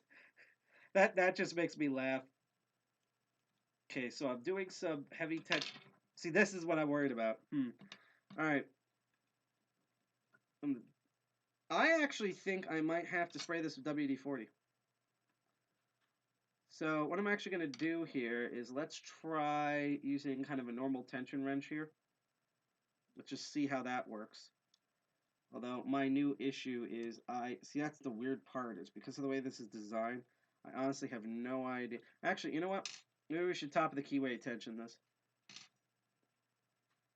Let's see if we can do a pry bar here somehow. Just use the shorter end. And actually, that's a good point. I remember this from my mentor. Sometimes with these wider locks, look at that, I balanced it. Ta-da, it's like a magic trick. He said that if you're using, like, if it feels like you're using, like, there's too much wiggle space, to try 2 pry bars at the same time. Although, unfortunately, I think these pry bars are so thick that it actually might not work with that. Yeah, they're actually too thick. Son of a fuck. This is the puzzle portion. Yeah, it's too wide. Because it's weird, because it's kind of like, it's similar to a car lock, but it's like kind of custom. So yeah, we're just going to have the excess wiggle room. I'm going to try to embarrassingly top of the QA tension this as best as I can. With heavy tension, and we'll see how it goes. Right? Now, I wish I could be like, this is the lockpicking lawyer here. It's more like, fuck! So, that's what we're trying right now.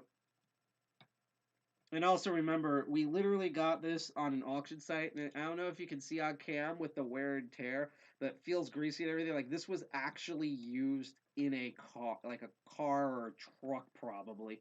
Probably a truck. Like, I could literally see this, like, seeing all the wear and tear. This might have been used, like, in an actual, like, automotive repair center type place, like a mom and pop automotive repair. I think these do have the anti-catch because I can feel that on here. Let's try the bottom. Got that click on 5, 4, nothing on 3. Okay, I got that on 1. I think maybe now we have to do the top here. And if you actually see lockpicking lawyer, speaking of which, doing the modern one, he could get through it. He was like, he wasn't super impressed, but like he was impressed with how much pick resistance this actually was. That was the newer model. Considering this one's all gunky and this is an older model, like between the wear and tear on this and some other things, I would not be surprised if either this is artificially hard to pick or I'm not going to get this open. So we're going to find out here. Again, if you have any questions in chat or if I sound too loud or soft on the stream, please let me know. I love talking with you all in chat when I can actually look up from concentrating on this. Otherwise, as I always say, keep lurking and keep learning. And if you like any of the other stuff on this show, if you want to see some of the future shows, I believe there should be a Hack All and Commander this Wednesday. There'll definitely be a Archvile Linux perspective this Thursday, and my Crypto Baron show this Saturday. And then we're going to go on like a 2-week hiatus because of the way January is set up, and then we're back to our normal scheduling with the next Master of Unlocking, I believe, happening on the 7th of February. Yeah, the 7th of February. And I should have something really cool for that, provided the stream and OBS doesn't fail, because I'm getting stuff in the mail right now, and there's a bunch of stuff that I want to order in advance that I think will be really neat. Let's see here. Lawyer today. Pick my way to the DEF CON 201 meeting. That's happened. Alex, what are you confused about? I can always help to clarify. Just let me know. All right. So my left hand's cramping up, so I'm going to ease tension. I want to hear if we set some of these because you hear some of them fall back in place. Huh. I felt one go down, but that's kind of weird. All right. Now, here's another thing about Locksport. We're doing this at home. We're not doing this on the field. So, like, and I actually have, like, a thing that G.I. Jack gave me floating around somewhere. Here it is. So this is, by the way, if you ever want to know what going to the gym pumping iron for, like, lockpicking lawyer Bosnia Bill's like, it's this. So what you want to do is you want to relax your hands. Your nerves are going to get shot. Your muscles are going to get weary. And, like, take your time. You're doing this at home. You're doing this if this is post-COVID or if you were back in pre-COVID. You're doing this at a meeting somewhere. You know, our meetings were normally from 7 to like 7, 8, 9. Yeah, 7 to like 11 p.m. at night. So you had 4 hours to pick locks. Don't worry. You know, relax. All of that. while the chat is active. God come into the universe, and the universe exploded. Pretty much. I mean, that's why YouTube worships PewDiePie as much as they do.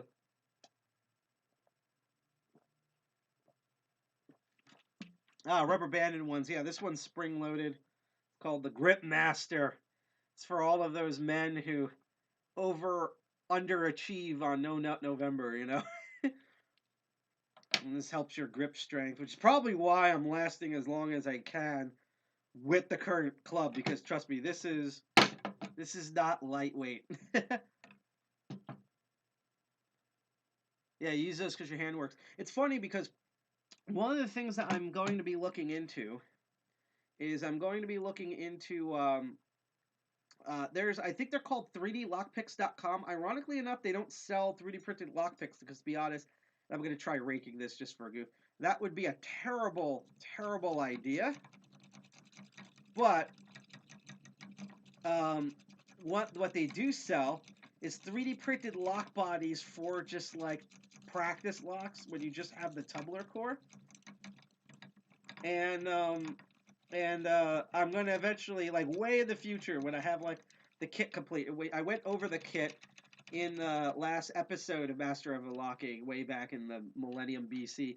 And what I'm gonna do, God, this is getting stuck, is that, ease the tension on this, is that I'm going to make 3D printed lock bodies for all of our progressive lock series and just our bare tubular cores, so that way they more resemble like padlocks, so that way they're easier to grip and it wears out less on your hands. So yeah, I'm just curious, and I just want to see if you could rake it now. Again, I've been using heavy tension, and soon I'm actually going to try lightweight tension and see if that does anything. And after we try a bunch of stuff, the ultimate last thing I'm going to do is WD-40 this bastard. And we are going to do this whole thing all over again. I'm actually going to see if I could use a Dobro double peak that I smoothed over and see if that works, even though top of the catch T-way is not the best for this. That was one side. It actually turned a bit there. Normally you'd have to do both sides here. So I was curious. I could hear them drop. That's fascinating. Curious about something. Oh, okay, I see. Haha. I see what's going on here. Okay, that's good intel. Actually, let me try that again. I want to try something different here.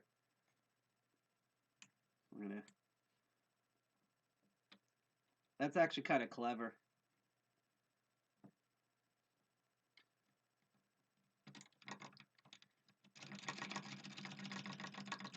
Ultimately, what we'll do is we might WD-40 this whole thing and then try all the techniques again, because again, I sometimes wonder if everything's nuts on here, because this is a grimy old the club. I just got my snowman stuck in this. It sounds like a bad sexual act, but so the new thing that I want to do here is we're going to try. I'm actually going to use a half diamond for this if I can. So that half diamond floated around somewhere here. So there's that. These are all the snowmans and rakes. And here's the half diamond. I'm not used to seeing my tools upside down. And he goes, I got your question. When do the people who don't understand the internet stop learning to big up CDA 230? Never. So there's a really cool book that I think everyone should check out. I love this book. It's called The Victorian Internet, and it's about the beginning, the popularity, and the eventual end of the telegraph system. It shows people who invented them, who hacked them, the commercial use for them and such. And what makes it really amusing is they literally have one chapter that's set right when everything was when telegraphy was like 3 years in, electrical telegraphy, and everything was becoming popular. And all the goofs, like, the whole joke of like your CD tray is not a cup holder. there was stuff or like pouring this or like the old one is pouring the soup into the phone receiver, which is something that happened back in like the early 20s. Um, there was a lot of that with telegraphy where people just did not understand how it worked. Like there's a famous one where there's a woman who sent her son a message.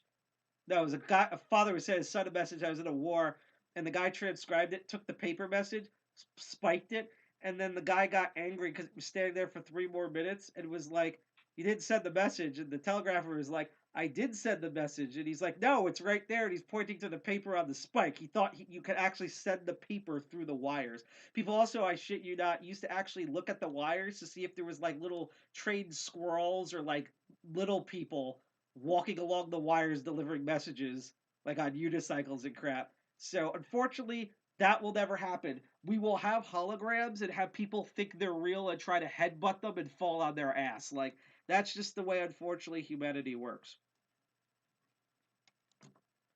So I'm going to ease off tension. We're going to try to zip this next. And then what we're going to do is I'm going to WD-40 this lock because that's what I think we need to do. And then we'll try all these techniques again. And I'm also going to try with that different tensions because this is an older model. Maybe it needs light tension. Who knows? But we'll do it all again. And if we can pick it open, great. If we can't, then at least we tried on here. Because that's one of the things about hackers. If you fail or screwed up, as long as you learn something like how not to do something or a different way to do something, you succeeded. People always ask me what's the worst thing truly a hacker could do, and one of the ultimate fundamental, absolute worst things a computer hacker could do is to not try. Like you can try as a hacker and fail, or try as a hacker and succeed, but the absolute worst thing you can do as a hacker is not to attempt to try. That's damn it. That's just my opinion. Yeah, it's weird because what I realized is that there's like a little like inner catch system, but it can't really quite stick there, so I'm kind of forced to tension it like that. I'm going to try this again. I'm going to try raking, and then we're going to single pin pick this again.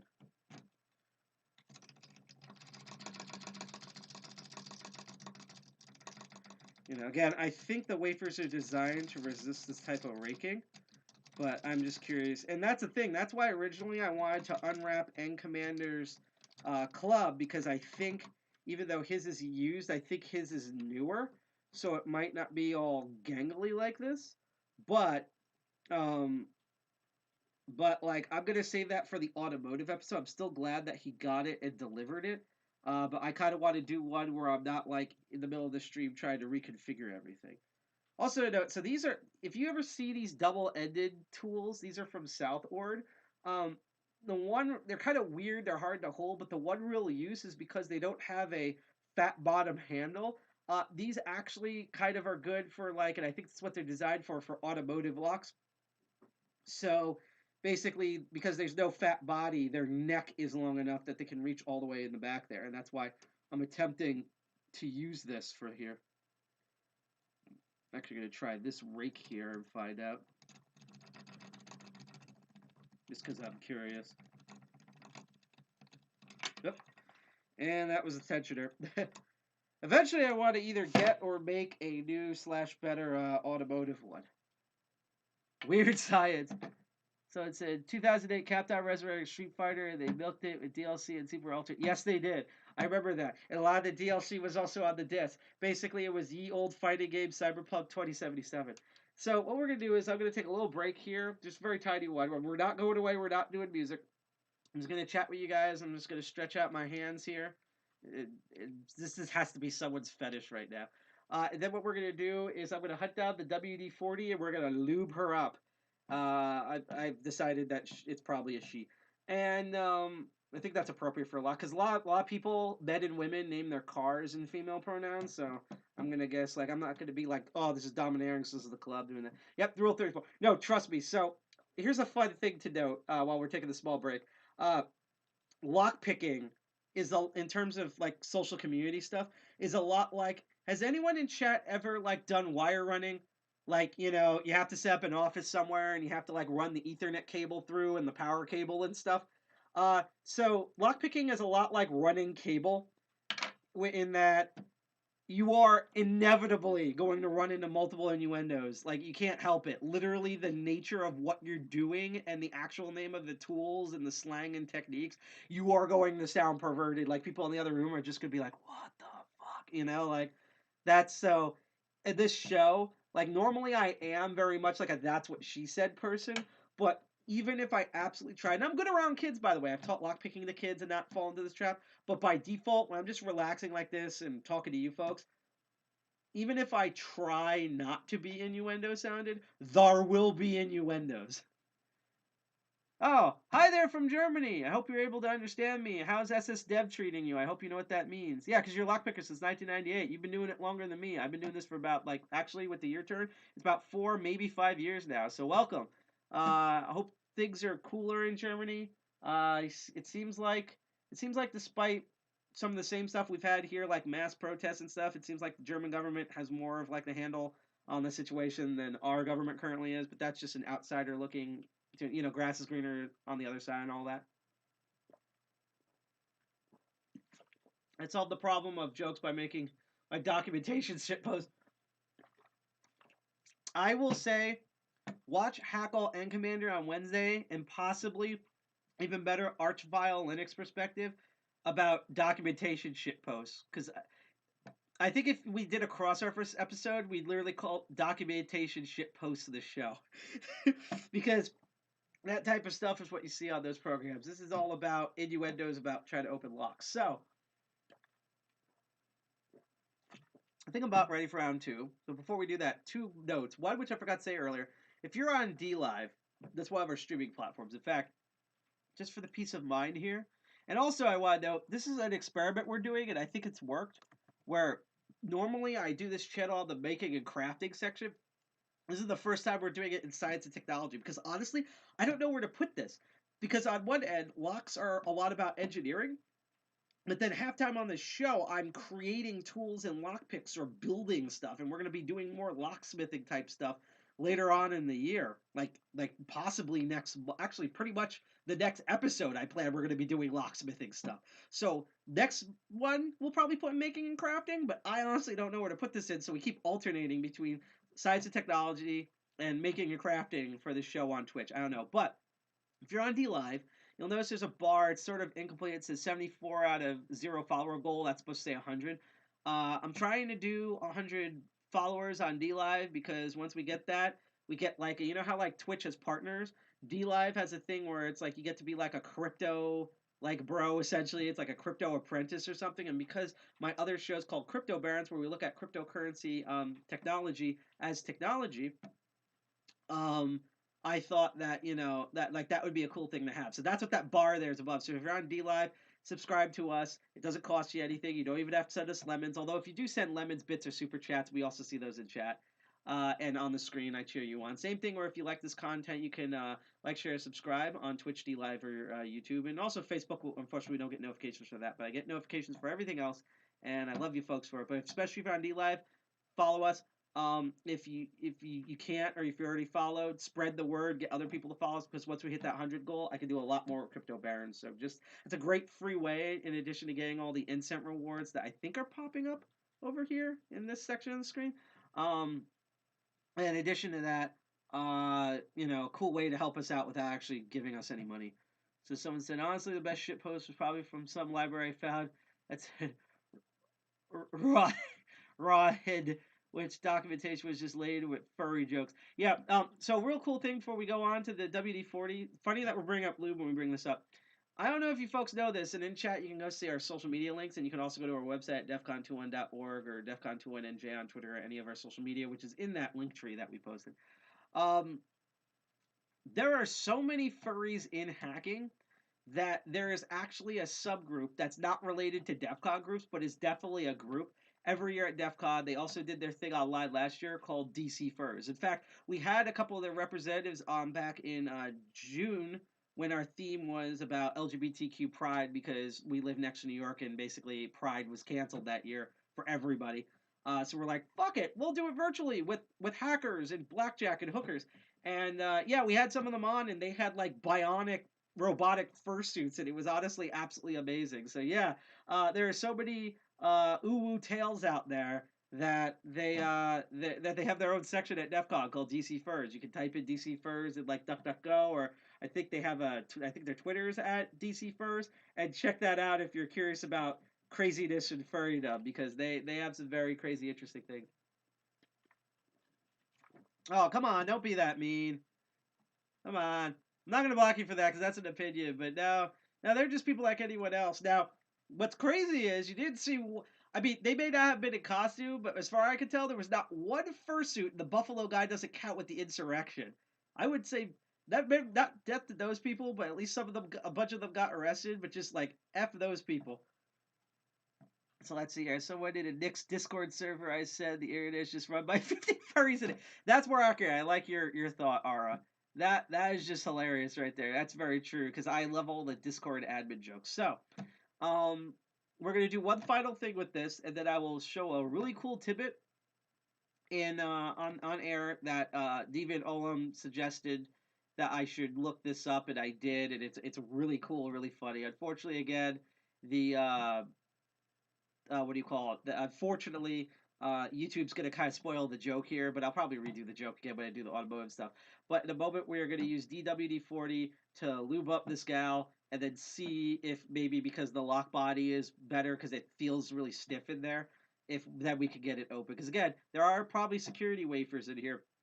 Not sure because this is an older model, but we'll see.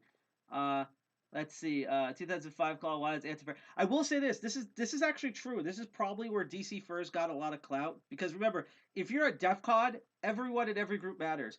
Believe it or not. So when they went to, I don't know which hotel it was, but there was a new hotel that came out a couple of years ago, and when they went there, and this is before like the Vegas shootings and stuff, by the way, they found out that not only were there security cameras everywhere in this hotel, like more than normal for a Vegas casino, but they were actively using artificial intelligence facial recognition for all the cameras. It was one of the few hotels in Vegas at the time that actually had AI, like NSA grade artificial intelligence for looking at people's faces, and they know that because when DC first started to come into the fursuit costumes, they're wearing furry heads, and so hotel staff mobbed them and tried to get them to take it off. And then that's when the goons were called in and were like, why are you harassing our congoers? And they're like, well, they have giant furry heads on their face. We need to see their face. And then that's when the hotel, I guess, was informed that we're computer hackers. So a lot of us will be wearing giant shades and masks to screw over that. And that's how they knew. So they put the PSA out that they will bust you, which was true if you had a furry hat on, a funny, anonymous face mask, giant aviators, a bandana, all of that. And that's why, if I remember correctly, I think they either don't use that hotel again or they fought that hotel and got that policy changed. And that was because of DC Furs. So bravo to the furries for discovering that. DEF CON is the only place I can walk around in fetish gear and call stuff without people being people. I also wonder too how much of that I mean Vegas has turned into Disney World, but I sometimes wonder how much of that is still the remainder of old Vegas, how much of that is the hacker community, and how much of that is both. I guess we'll never know unless Mr. Owl comes on. Anyhow, I'm gonna take a break from chat here. Give me one moment. We're not gonna go to music or anything. I'm gonna find the lube, aka the WD-40, and then we'll see if this is better. So my problem is I think it is back in the supply closet, which means I have to. Hopefully the cam won't explode because this is 2 for 1 here. Do you have the lube?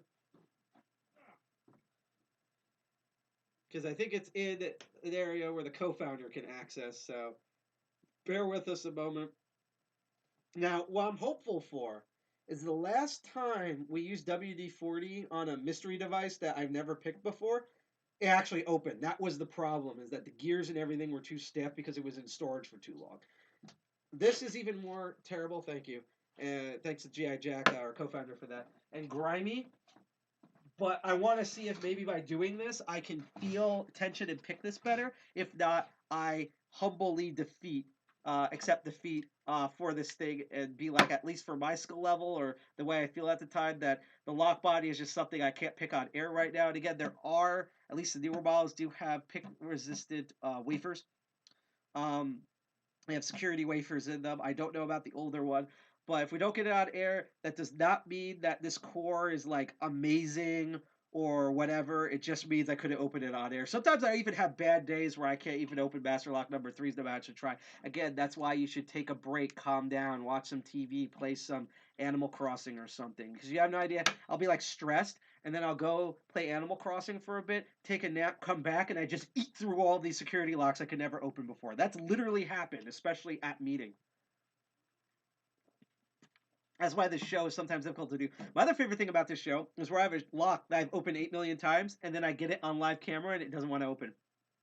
Honestly, that's also one of the many reasons why a lot of lock picking people. I'm not saying that like they're like, you know, like terrible or anything, but this is a reason why a lot of lock picking channels, you know, and I'm just gonna shout out a couple, and I love all of these folks. Lock Noob, I think is totally underrated. Bosnian Bill's Lock Lab, obviously Lockpicking Lawyer, Rook Knight, Lockpicking Patrolman, Legal Lockpicker, Helpful Lockpicker, not Uncensored Tactical. They're kind of a weird channel.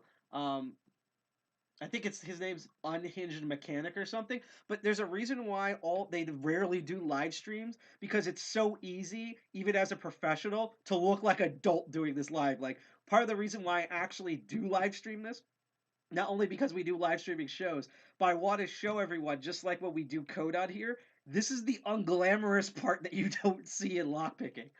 You know, this is the whole trial by error. It reminds me of, there's a hilarious meme. There we go. There's a hilarious meme that I love where it says there's only two, like, states of a system administrator, and one is like Gandalf the White, like rearranging the universe, and then another is like Tom Hanks in Castaway, and he has like teeny sparks for a fire that he's been working on for 17 hours. He's like, ah, ah. And like that's all the mode. It's the same thing with locks. Is you're either like, I am the wizard, and just like sexy women and men come out of nowhere, and you're like James Bond and everything, and then there's this where you're literally just banging your head against some lock body for 15 hours. It's like that old RIP Flash Neogrounds gif of the stick figure trying to blast the door open using giant lasers and stuff, and nothing's working, and then the door just opens at the end. And that's kind of what you see a lot on this show. Like I would say 80% of the time I look professional, and then there's things like this where I just look like a complete idiot. So yeah, so we're just gonna let this sink in here. Yeah, it's okay. Like I will put it this way, it's different tastes. Just all I would say is just don't be a dick about it. You know, like there's certain things and people that I don't like unless they deserve it, like the people who insurrected the White House. But there's certain people and stuff I don't like, but it's like, I just either avoid them or don't look, or I just casually talk to them and hope they go away. As long as you're not a dick about things, we're all good here. That's one of our rules at DEF CON 201 is just like, don't be a massive dick about things. It's okay to have an opinion. Just don't be a massive dick. Save that for the Arch Linux wiki. All right, so let's see. I accidentally kind of jet lagged myself once and just wrote something really quick in an hour. Immediately forgot how it worked. That happens to me all the time, and I don't even fly most of the time. That's literally me. Like I'll eat a bowl of cereal and just be like, "Frick! I had this designed for a lockpicking set. What did I do with it?" Oh, I'm sorry. The White House. Yeah, right. It is the Capitol. Sorry.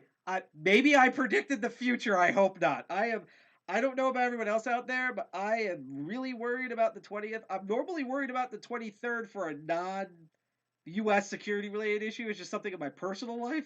But, like, woo! Pile of stress right there. Just, like, what was so weird about the 6th, by the way, is, like, I was angry, horrified, and upset what was happening, but I wasn't surprised that it happened. Like, it's not even because of, like, Trump administration stuff. It's just that America is just so, that, yeah, it is just, like, endless amount of stupidity. So, now that let me see something here. And actually, let me do one more spray. I'm going to try to spray around the edges of the lock body itself and let that sink in a bit. So that way, like, let's see if we can, like, get the actual turning part. So, whoever likes this, I hope you're really enjoying this. And we're going to see, just because I want it to turn better. Let's see.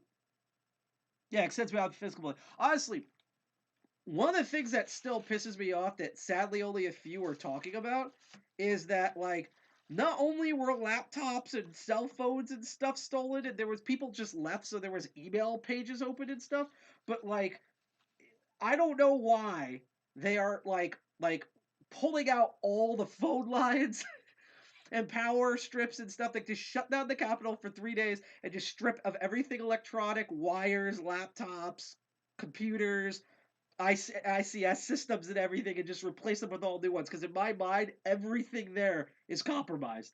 I don't know why they're doing that. You know, something United States infrastructure problem. That's probably the part that, like, not irks me the most, but I think is underrated that irks me a lot. Just in general, because, like, holy shit. Alright, so we're going to try this again. So I'm going to start off with the round guide. Let me just actually test something here. Yeah, this is a lot smoother now. So cross your fingers. Now this is just, I think at this point we just have skill here. Here for the lube, yes. The only thing came out of the Capitol Hill riots, Congress actually did something for once, yes. I will say this, though. That is not in favor, though, for the people who invaded. Like, we shouldn't have to do that to get anything done. And to be honest, like, that whole thing, in my opinion, caused way more problems than it solved. Like, basically, if we get a Patriot Act Part 2, that we can thank that for that. You know? There's just so many issues with that it's just like, I wasn't surprised that it happened, but it was still horrifying to see the stuff that happened for multiple different reasons. And just, yeah. Okay, now I can feel better on here. I can actually feel, so 4 and 2 click there. Things are actually going now. So this is progress. I might have to use the other tensioner for this. So that's fascinating. I'm doing this with heavy tension. I'm later on going to go back and see if I can do this with light tension. Oh, yeah. No. Like, I think about that all the time, you know? Again, a lot of people don't remember, too, is like Stuxnet. That was a joint development between Israel and the United States government, and it was literally a leopard we built that then ate our face. Both policy and, like, computing-wise. And we're still recovering from it. See its sun, solar winds. So it's like, you know, we do this type of crap all the time. So yes, I do think about that a lot. Someone just asked, default sysadmin on Reddit, they're rebuilding a lot, assuming everything is compromised. I thought, yeah, uh-oh, yay! I felt those clicks. We got open. It is open and turning. That's what it was. It was so grimy and stiff that I couldn't feel the actual, like, I felt like, I think 3 clicks previously every time I did it and nothing else. And also, you know, again, you saw how stiff it was rotating. So yeah, just like the previous mystery box, this thing was just in the trash for so long that I just needed that. But yep, we can move it. And to show you what I mean, we're going to turn the lock body back. And I'm going to do it again for everyone on the camera. And I just want to know, on tradition for here, in most lock places, if you get something open, yell open. Oh, that's neat. Okay, yeah, I forgot. These are wafer locks. So here's another thing about wafer locks, especially if they're double-sided. One of the odd things about wafer locks, I don't know if this is... honestly, I don't know about this. I'm going to tell you what it is, but don't ask me why this is. I have theories. My mentor knows way better than I do. His name's Night Owl. I'll put his Twitter on later in the chat. You can go check him out. He's a genius. He also has his own YouTube channel. I don't know if he live streams anymore, because he's one of the few that I remember who actually live stream this stuff, but he's amazing. Some of the practice stuff and tools, like this practice tubular lock, he helped to make for me and things, so a huge shout out to him. A lot of times, wafer locks, and this is also probably why they use these for automobiles, are designed to have 2 positions. So normally with a pin tumbler lock, or like a one set like this, and I think there's a mechanism that prevents this from happening. When you turn it, there's like a lot of counter rotation, and you can easily turn it back manually, or it might just slide back automatic and then go back into position. A lot of times with wafer locks, you have to pick them open and then pick them closed. So what I just remembered here is that these are 2 positions, so I can't rotate this back without using the key. And actually, I'm going to use the key to show that, see, it's open now. We pick this open, and then if I turn it, it's back to lock. So I'm going to put it back to open. I now have to pick this lock closed. This is something that often happens with wafers. And in fact, I'm going to actually try the automotive one just to do this. And Lockpicking Laura was correct. You have to do hard tension on this. Now I'm going to read in chat. Yes, Yes. So for everyone out there watching, lesson of tonight: lube fixes almost all problems. That's what you need to know. Thank you, nonsense. Perfect screen name for that. I've seen you before. You're awesome. Lube fixes almost all problems. Okay, just don't put it in people's eyes. I'm told Israel's supposed to be our best ally. We're told a lot of things. And I just also want to clarify, and this is not a DEFCON 2 1 thing, this is a personal thing. I'll put it this way. I'm patriotic. I'm an American.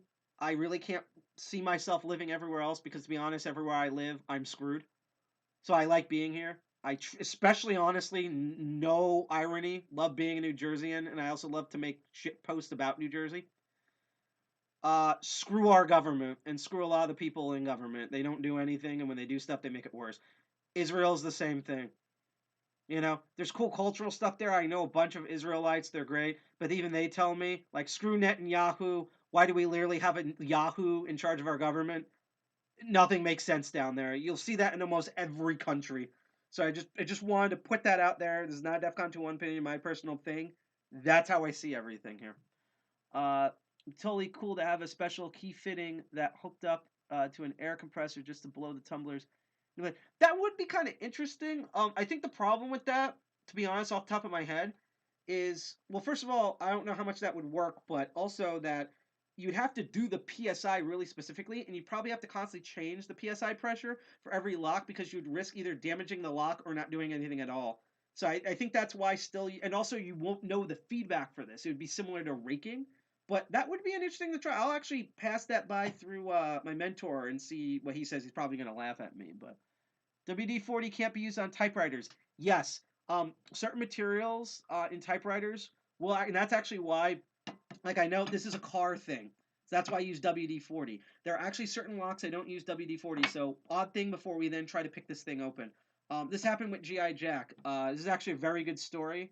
He was asking me about, there's a type of chemical that you can use to clean a gun, and that, you know, it's designed for, like, you know, it's like you can bury the gun for 20 years in the dirt, and then apparently you apply this lube on the gun, wait 20 seconds, and then the gun perfectly functions. You can load it, cock it, set it, everything, and round a chamber into it, everything. And he asked me if that would be really good lube for a lock.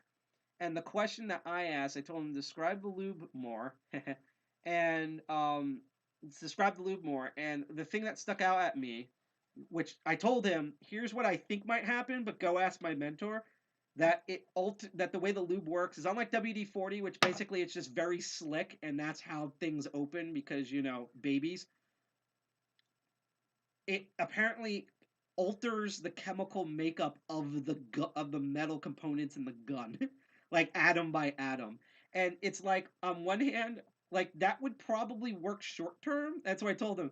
But anything that, like, actually alters the molecular structure of metal will, in my opinion, eventually destroy locks. And then he asked my mentor, and apparently that was the case, that if you want it quick and dirty, get in, you don't care about the condition of the lock, use that, but don't ever use that in replacement for WD-40 on most locks and things, because you will just, like, in about, like, a couple of months to a year, that lock will just fall apart or just seize up and not work, because a lot of this lock stuff, like, that's why they say with lock picks, these are high precision tools, and they're not kidding. You can see I'm using hard tension. I'm often rough with them, but they are precision tools, and the reason is because with a lot of locks, and I've had this, there's manufacturing errors where pins are, like, slightly off by a millimeter, whether it's the way they line up or how they're width, and the lock just does not work. Or ironically, the bypasses don't work, or something goes wrong. That's how odd this is. So I can catch up in chat. Let's see. I see you from Connecticut. Condolences. I have family also up there as well, unfortunately.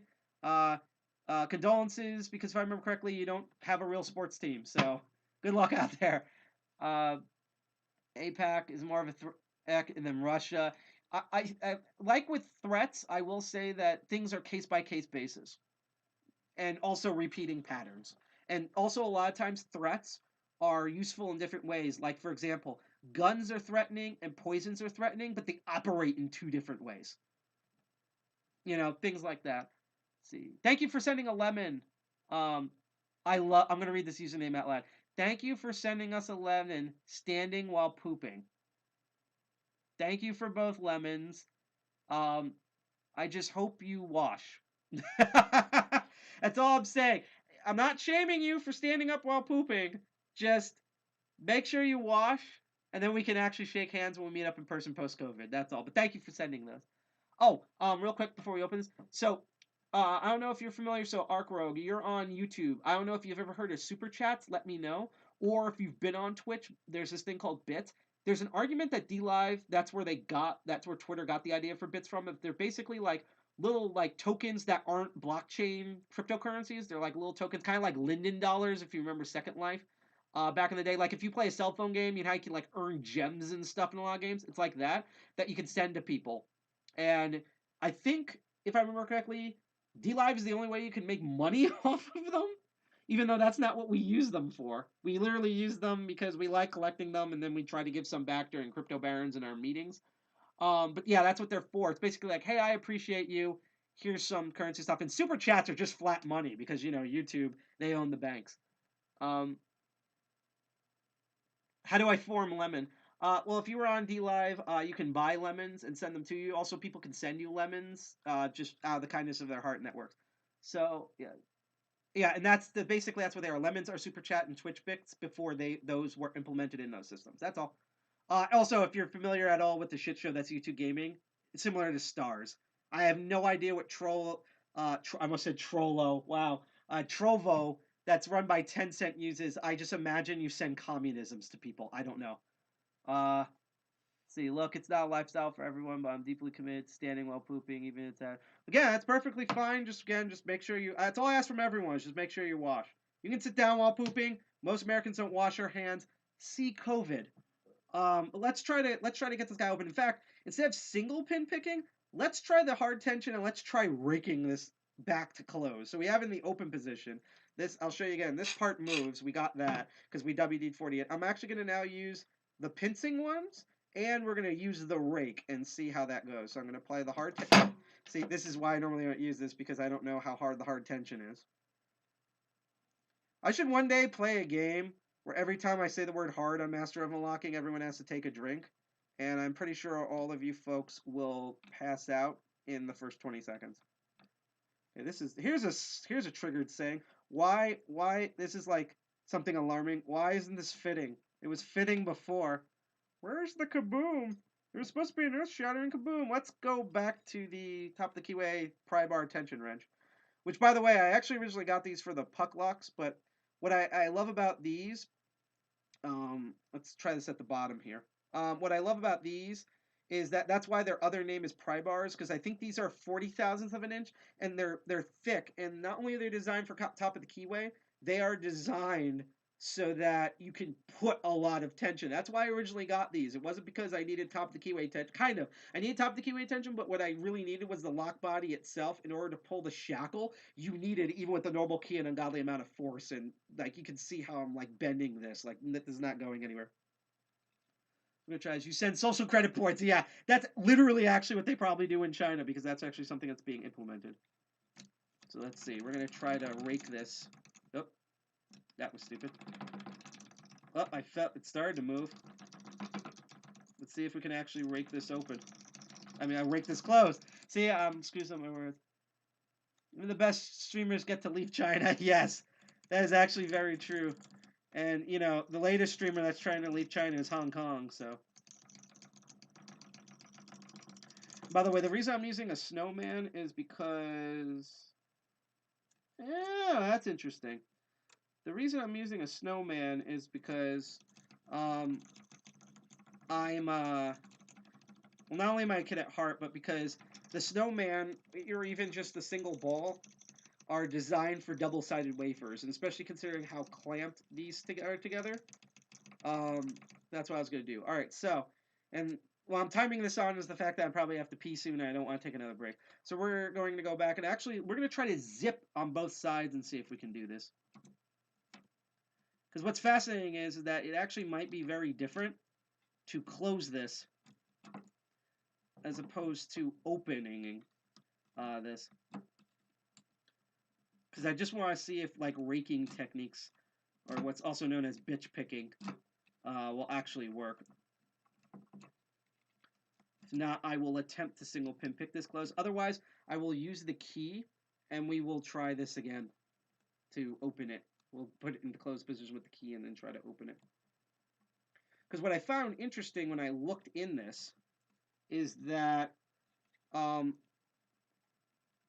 it seems like most of these are in the open position. So I honestly don't know what I have to manipulate in here. And so I have a hard time feeling to close this. So you know what I'm going to do? Just for the sake of time, because we're probably going to be on for like maybe 10, 15 more minutes max, I'm going to actually just close this. So now it's locked again, and we're going to try to pick it open. And I'll try a bit, and then if that doesn't open, we're going to use a bit more lube. Because again, I think this is the first time this lock ever got like lubed or cleaned or anything. Remember, folks, make sure you get lubed. That's all. Let's try this again. Yep, then we covered that standing while pooping. I feel the big thing is that the U.S. doesn't pass privacy laws and attack encryption while the EU passes the European Union. Yeah, no, the EU is like gung-ho of like trying to make sure the internet is Disney World. And the problem with the United States is, to use a awesome Robin Williams joke about Bill Gates, is that we're like, Monopoly's just a game. We're trying to take over the fucking world. So that's like the problem. Between the EU and the United States, no one wins. You're either like the EU, where you're too much of a nanny state, or you're the United States, where you say things for freedom, but just highway robbery people's money. Or you're just like a crap. We just opened it again. Like a crappy terrorist country, and that's all we have for humans. This is why Elon Musk wants to go to Mars. Although, to be fair, I don't want to live on any planet where Elon Musk is on, and we both live on Earth. So saying that, but nope, we just got it open again. So I'll tell you what I can feel inside for this. What do I feel in her? What I feel in here is it's three wafers on the top and 2 to 3 wafers on the bottom. And if you count the bids, 1, 2, 3, 4, 5, it's 6 wafers, I believe, on 6 wafers, but like 6 positions on each side. And if you also take a look at the key, you'll realize that they're symmetrical. So I think it's the same positions on each side. I'm going to try raking it open again in the locked position and see if that works. And then I will try one more, since I'm confident with this bad girl, to single pin pick it. I'm going to be dead quiet. I'm going to see on OBS if you can hear the wafer clicks above Jack's keyboard typing. So we're going to do hard tension here, and then I'm actually going to take this big ass rake that's better handle. This is a Chinese one, and we're going to see if you can open it that way. Yep, raked open. So what I'm thinking here is either, because this is the first time I've ever dealt something. Now here's my theory: either there are anti-pick cup resistant wafers in here, and I just blow through them. I doubt it, because I've never done this to a modern version of the club. Or, which is what I'm thinking, is that the older models are just basic wafers like this one, but they're double-sided wafers, and that the newer ones have the pick resistant ones. So, as a final thing before I pee myself, see, pooping standing up, we actually might have something in common here. I've decided that because most automobile stuff, men and women equally, usually label their car with female pronouns. I'm giving this one a female pronoun. If she tells me later on that I screwed up, I will apologize to her and change my pronouns accordingly. But right now, because the only thing that she's talking is "open me, senpai," I'm referring to her as she. So I'm just explaining that in chat. Okay, that's that probably should have been the alternate title of the show. Actually, real quick, can I tell you folks what I really want to do one day? We've been trying to do this for 3 years now, and it doesn't work. COVID's killed it this time. So in New Jersey, there is a expo called Exotica. Okay? It 3 X's in it. E, uppercase 3 X's, Autica. You can probably tell what it is. I have the best summary of it ever. You ever been to a Comic-Con? Keys are male, locks are. I mean, you could do that. I personally I just describe them as whatever the way I feel like it, or if other people want to nickname. Sometimes they give these locks names at our meetings, at the DC 201 meetings, so it's really whatever. But But yeah, I mean traditionally, I mean even in like wiring stuff, you have like the male and female plugs, things like that. I think that's slowly changing now, but as long as shit works, I don't care. um, Open V supply, yeah. No, that would be good because here's what I'm doing. So Exotica, right? Spelled with 3 X's. Here's the thing. If you've ever have you been to a Comic Con convention, like comic book convention, like you ever gone to like Gen Con or like a automobile expo or like just something with an expo? So you know how like you're there and there's it's like a hacker con. Like you've been to a hacker con or seen a hacker con, there's like panels and then there's like cool famous people there, like well Aaron Swartz is unfortunately not with us, but you know, people like DT like Dark Tangent and stuff is there and stuff, and you try to get his autograph, and then there's workshops and you can buy merch. Imagine that, but it's just porn. That's what Exotica is. So we've been wanting to do this for 3 years where we open up thank you for sending a diamond, staying while pooping. I very much appreciate that. I have no okay, so here's by the way the problem. If you favored me on any of the platforms, I don't want to throw them under a bus because I'm just saying this is what happened. I have no idea what Cerocell did with how to put the video capture back on, but whatever he did conked out all of our notifications. So the reason why I see all the DLive stuff is because there's a chat bot that tells me. There's no chat bot for YouTube or Twitch. So later on, I will quickly check Twitch and see who added me, and I'll read all of them. On YouTube, I apologize. We're gonna fix whatever the camera broke, and then you'll see the notifications again. Actually, I want to do a test here, real quick, and I'm just gonna refresh. It shouldn't work, unfortunately, but I'm gonna refresh all of the notifications. So I'm just letting you know that you saw earlier, if you're probably on the screen, when people followed us and stuff, we had notifications, but that camera killed the camera, and then to put the old camera back on killed everything on here. So I'm just happy we're streaming, but that's why I'm not seeing notifications for everything else. So I apologize. See, Marcus Hutchins at one, maybe they may be at one. Been to DEF CON, hell, it used to be 20 years ago. Wow, you're an oldster. I'm like a little kid. I'm more familiar with Hope because you know the East Coast and stuff, and like SummerCon and HushCon. But yeah, good for you, man. I hope to see you there. Hope it's physical this year. Hope DEF CON we can meet physically this year, in person, and not have to worry about like our faces melting off. And only worry about our faces melting off because of the Las Vegas sun. But because you know, I mean, I like being an introverted a-hole, or what did Phoebe call it? A bitch hermit. I love being that, but doing that for over a year is way too long. I need to see faces. I need to yell at people. I need to laugh. I need to pass out drunk in the middle of a bowling alley somewhere. Things need to happen like that. So anyhow, so here's gonna be the next thing two things I do. I'm gonna try to hold it up to the camera. I think, and I'm gonna try to pick this. Maybe not hold up the camera, but I'm going to be really quiet. So unfortunately, I'm not going to read chat. I'm not going to blather. I'm going to pick this, and hopefully the microphone is sensitive enough that you should be able to hear what I'm doing in the lock. That's why I normally do on the show with the volume levels. I have no idea if things screw up, so we're going to try that. So I'm going to pick this one last time. You should be able to hear the wafers. I'm not going to comment. You're just going to hear, because if it's quiet, you can hear what you're doing lockpicking. What you can't get from this show is you can't feel what I'm feeling unless we want to be Cyberpunk 2077, in which case I would just be T-posing this entire show. And driving around in circles and all the other fun stuff they do in that game, because CD Projekt Red is now the Polish government and they can't do anything right. So you should be able to hear it. And then I'm going to show you folks a really funny tidbit about the club. And then we're going to end it there. I'm going to keep the other club as a surprise when we do the automotive lockpicking. But thank you for tuning in on this show. Just want to also remind, if you really like this, and unfortunately I get notifications. Also, I got apparently a follow, so thank you for the followers. We're 21 people away from goal for DLive, so thank you. But if you're interested in this, you can click that bell, hit like, share, subscribe on Twitch, DLive, and YouTube. And we normally get notifications for them. Unfortunately, they're not working now because nothing's been working today. We got the club open, we got started on time, so naturally nothing else works. But just wanted to point that out. It'd be really great if you followed stuff. Also, if you are on Twitch, hang on. We're going to raid someone's stream at the end. So just after we do all this stuff and I do the final spiel, stay tuned. You're going to see either like a cool device, someone building something like a cool device, or coding something, or maybe you'll get some updates on some politics. Maybe you'll see something lewd on Twitch. Who knows? But we will raid someone else's channel. So as I said, the next thing I'm going to do is I'm going to take the top of the QA Tetra Reds, I think it's 40,000 inch pry bar. I'm going to tension it like I normally do. Just want to also prove, yep, this is a lock.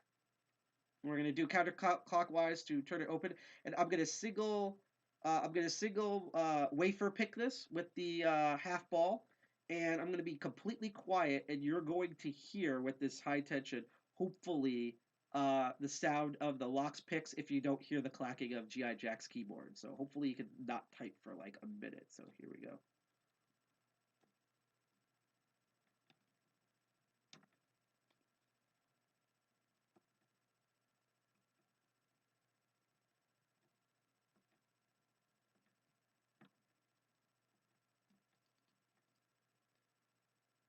We're going to do the bottom row.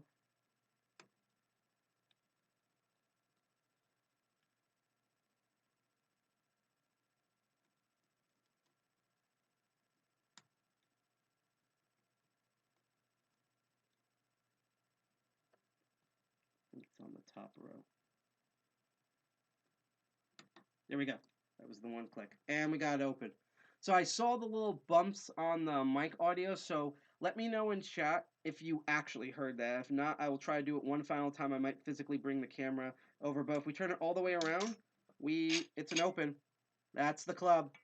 And you saw with the raking, in a couple of seconds, we were able to defeat that too, and we can prove that because it's open. I turn the actual key, and we can't open it, and then I use the key again to the open position, and it opens. So yeah, this is an older club, probably from the mid-90s. I'm going to guess this is probably because of its stuff, between 1993 and 1997. And that's the club. That's the episode we're going to do. So thank you for welcome to the club. I'm going to now read the chat again. Yeah, just wear a fursuit. Again, they defeat facial recognition. Also, if you're for some reason an insane clown posse, apparently that destroys AI facial recognition. Yep, W's in chat for the win here. Again, we were on time. We started on time. The club worked. Nothing else worked. And basically after this, I'm probably going to drink my sorrows away and then have a conniption privately so I don't hurt myself and others. And then at some point, I'm going to rearrange everything in OBS so that whatever the hell the camera did, I can unfuck it in the same way how I can pick locks. So we managed to do that. This is the first time I ever picked one of these clubs, ever. I would like to, when we do the automotive episode, I'm going to do End Commanders. I'll actually bring it over and show you a really funny thing about that. But I will do an unboxing of this other club that we have, see if it's easier or more difficult to deal with. That was donated by End Commander. This one was donated by Sarasol. I want to thank both of them. Also thank G.I. Jack for the WD-40, aka the one thing that actually did work. And we're going to, when we do the automotive episode, I'm going to unbox this one. It's hard to see here, but this is hilarious. I'm going to tilt the camera up. On the back here, you can see that if, as it says, if your car's stolen, this is the card that you cut off to send to the company for the warranty for this thing. I actually wonder if you send it, if it will bounce or if it will still work, or you get like some sort of like QAnon person in like New Jersey or something. And actually, now that I'm looking in the packaging, I'm looking at the key. Okay, they are differently bidded, but they're not off by much. It's almost like two of the wafers, one's in further and one's out further. So I think it's like almost the same bidding. I thought initially they may have used the same key for all of them, which would have been an even bigger security problem for these old ones. But that's kind of, neither here or there. So that will be, when we get to the automotive episode, I will do that one, but I kind of want to show off there. Thank you for all the W's in chat. But before we go, and unfortunately, again, YouTube's going to spoil this joke, but I do want to show you folks one last thing before we end the stream, and we're going to raid another channel, and we're going to call it a night. I remember the Kappa fallout in 2019. I feel there wasn't a big deal because Daddy Google got me covered. Yeah, no, that's the problem, is that they want you to be reliant on, basically the internet is like run by like 3 or 5 companies. Basically the internet is cable that you can put comments on, and you can't even put all the comments you want on it anymore. Again, we can't even play the music we like, even though I love Pretzel, has really great music, but we can't play music that we like because of that type of shit. So, but yes, no, it's okay if you don't have a Twitch account. Our rogue. Again, I didn't get notifications. Did you follow us on YouTube? Then if you click that bell, if you subscribe, then click on the bell and click all. You will get a notification every time we're on. So when Hack All End Commanders should come on this Wednesday, you'll get a notification for that. when Archvile Linux Perspective comes on this Thursday, you'll get it for that. If you want to see me again on Crypto Barons, you'll get a notification for that. So as long as you're on YouTube, you follow us, and you have the bell selected to all, you will get all the updates for that. Don't worry about Twitch. You're good. That's why we actually stream on multiple different platforms for that reason. We also, which I haven't checked yet, which I'll check during End Commander stream, are streaming on PeerTube for the first time because of V3 version of PeerTube, which Diode Zone, which we love, and have a bunch of our older videos on, now has streaming on it. So hopefully we're getting some viewers from there. So it says actually subscribe, I got the notification from Twitter. Okay, so again, what you should do is go to our profile. Again, I will post the social media link. This is the link tree that has all our social media, if you can't remember. Also, you can just go to YouTube and type in DEFCON space 201. But that's the link. Open that in another tab. Go to our page. You can click on any video. I think you might be able to do it from our profile, but worst comes to worst, click on any of our previous recorded videos. Then if you're already subscribed, there should be a bell next to the follow subscribe area. Click on that bell. There'll be like all and like 2 other options. Click on all. You'll get all notifications for that. So that's neat. Gotta love emerging alternatives. They still have somewhat of potential decentralizing area. Yes, that's one of our only battles is doing that, which is why we need to keep things open source and free. This is why we need freedom of flow information, such as explaining even an old piece of shit why this is a bad idea. And that's why we do what we do at DEF CON 201. It's why we're an Electronic Frontier Alliance organization working under the EFF. That's why we're a DEF CON group. This is all we do. And that's why I'm a tool member. So, I want to show you one cool thing about this, because if I didn't, Deviant Olem would kill me. And I would show it even if he didn't want to kill me, because we're going to switch back. You're going to see my face. This is the funniest thing. This is dead serious the funniest thing. Really, you know what? Actually, I'm going to try something here, okay? So, I'm actually going to go in and I'm going to add. We're going to switch back to this cam. I'm going to add the videos in. So you might see them start in a couple seconds, but just give me a bunch just because I think this joke is way too good. So I'm actually going to get rid of these previous ones. And then I'm going to add, because I have all these videos already loaded, it's just they're not playing due to just awfulness. So, and I'm going to have to resize everything, by the way. So just hold on to your horses here. This is what I did hours before we started streaming. See, that's how it's supposed to. Pause it. There we go. So this is video number 1. And trust me, everything's going to make sense. So this is a little behind the scenes of what DEF CON 201's like OBS kind of setup looks like here. But because everything went, and G.I. Jackson knows this term, snafu, situation foul, all fucked up. That's why nothing's loading on here. Let's see. So I'm going to put this down here. And then we're going to add the other video that is an absolute treasure.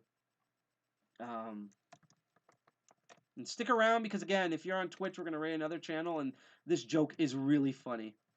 And this is a real thing, too. It relates back to the club. And it's not any embarrassing piece of information about the club. This just fascinates the ever-loving crap that this even exists. It's kind of like most of like 2015 to 2020, that kind of spoiled it a bit there. Where, you know, you ever see something where there's like a parody and then like years later it becomes a real thing?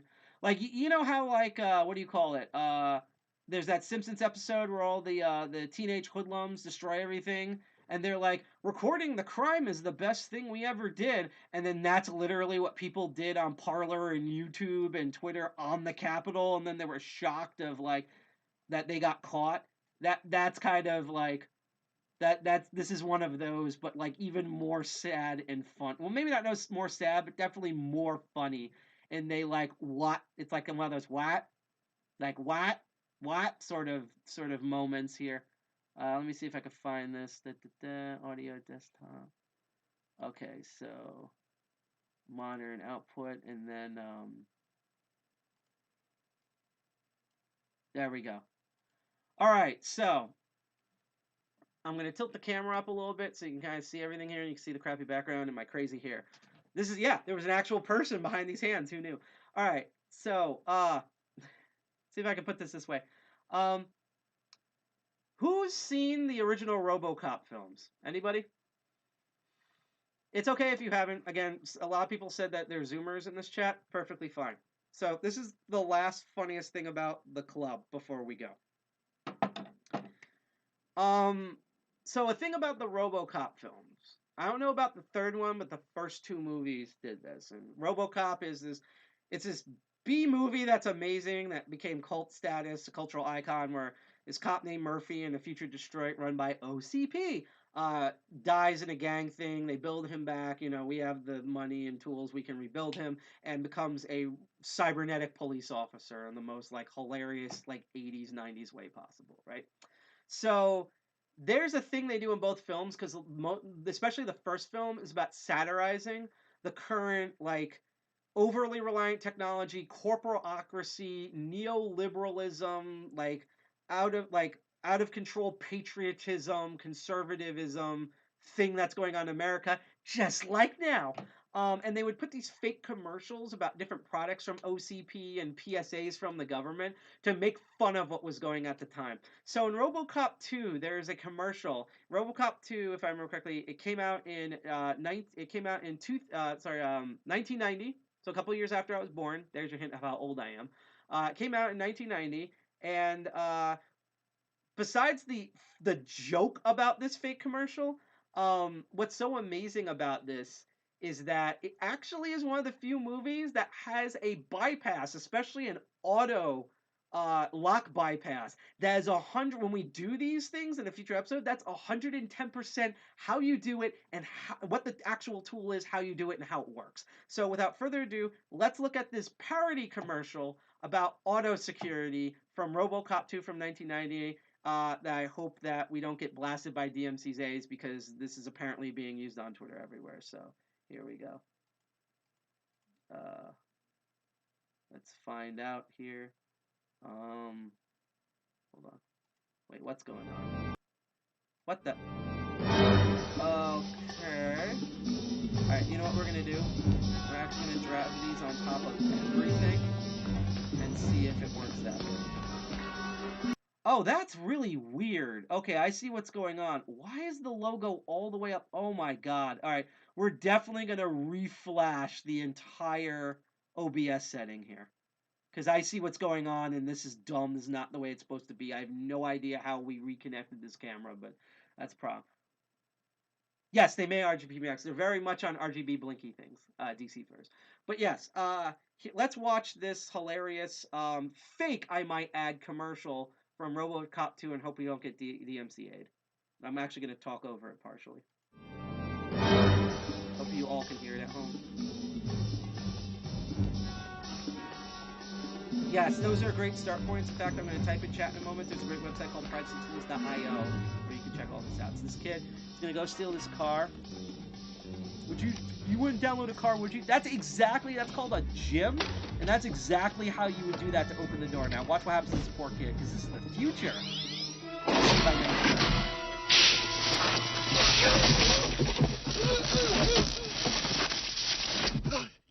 Magnavolt. The final word in auto security. No embarrassing alarm noise. No need to trouble the police. Hey, doesn't even care about any life. And it won't even run down your battery. So, I just want to do this Magnavolt thing where it electrocutes you to death if you're trying to steal a car. That was a parody commercial in the RoboCop 2 movie, done for parody, back in 1990 about automobile theft, especially in Detroit, and how like upper yuppie middle class people, think how to solve problems. Oh yeah, we'll make a piece of technology, it'll kill the person, it'll be perfectly fine and legal because patriotism, right? Now, obviously, that would be really stupid because not only do you have liability from hurting people, what if that device malfunctions and it fries you or fries a loved one or one of your friends? Like, hurt them, never mind kill them. So that would be a terrible idea, right? Let's look a couple of years later in 1998. And for some reason, I can't fast forward, but whatever.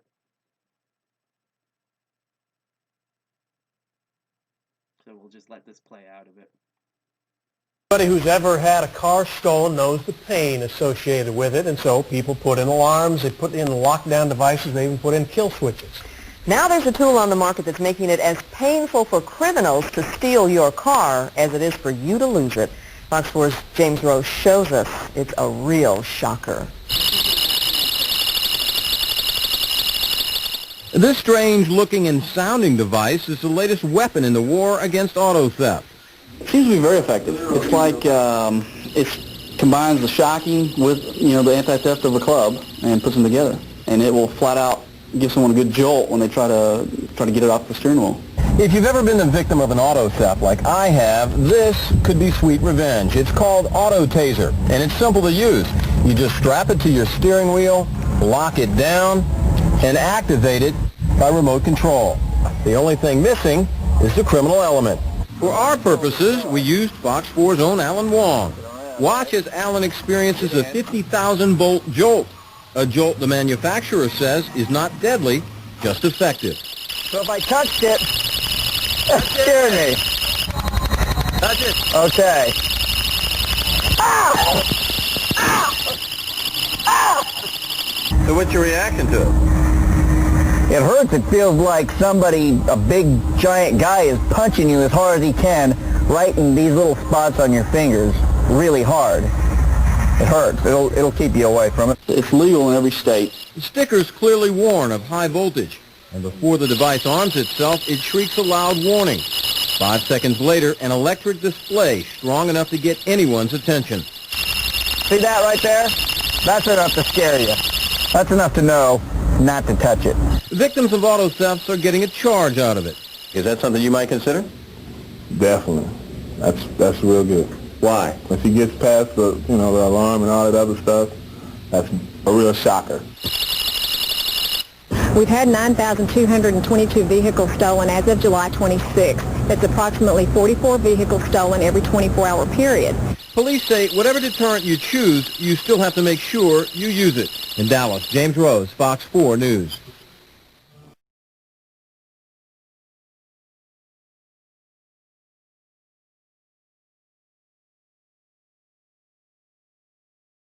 So, that was the Auto Taser, which is basically, back in 1998, was the club, but the entire body was a electroshock taser system, where after you turned it on via radio control, if you try to touch any part of this thing, you would get a 5,000-volt shock. You could probably come up with a bunch of reasons why they discontinue it. I kind of wish we would have it on here, because if we could quickly flip back to the browser screen here. Where did I put this? It was some here. Here we go. That you used to be able to buy this from Taser themselves.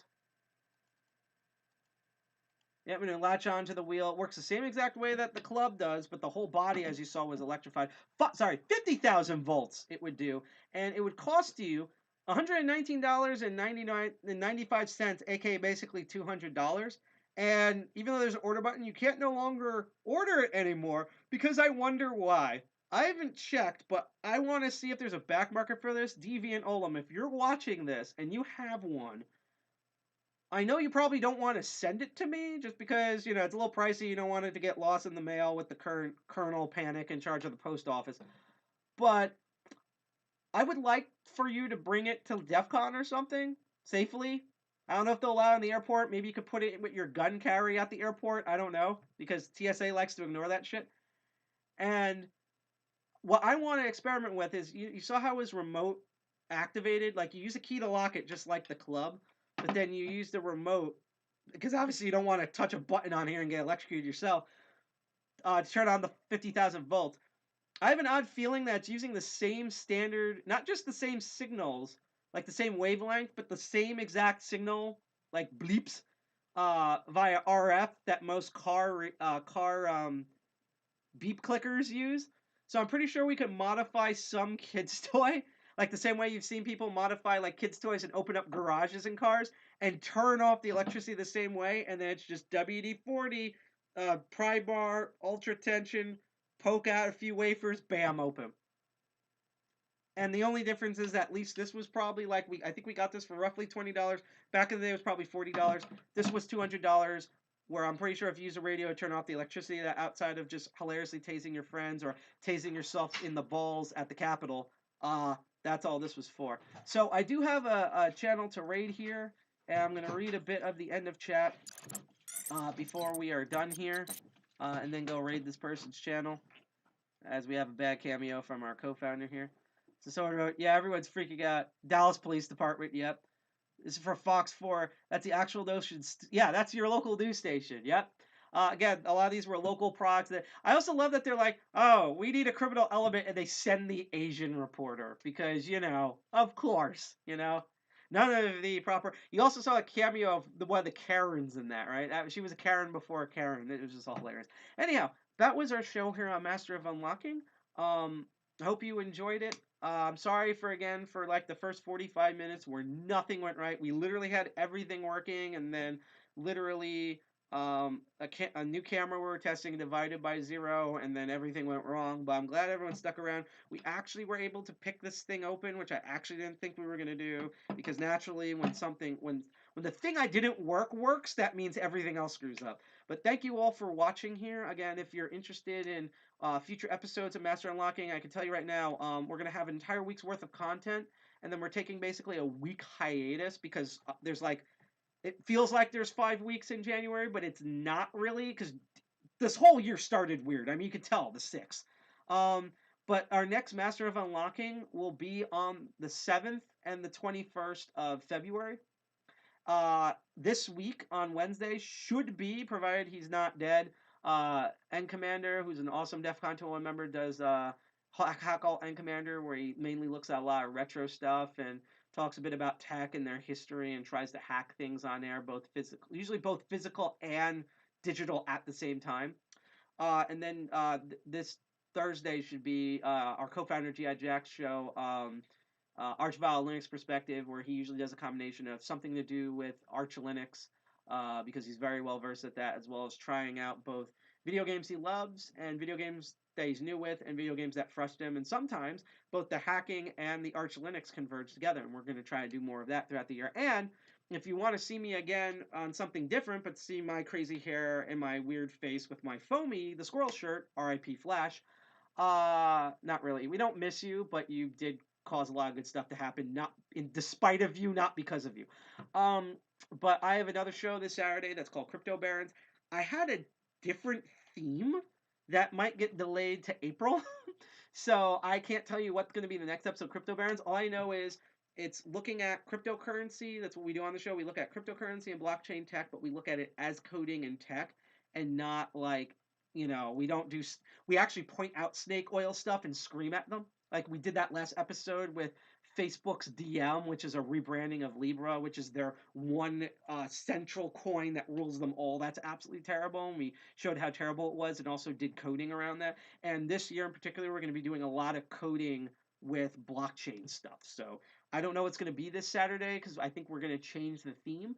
But stay tuned for that. That will be really fun. And again, on the 7th and 21st of February, we'll be back for Master of Unlocking. I have some cool stuff in the mail. I don't want to say something and then change the subject like I did last time on Master of Unlocking, so I'll just say tune in.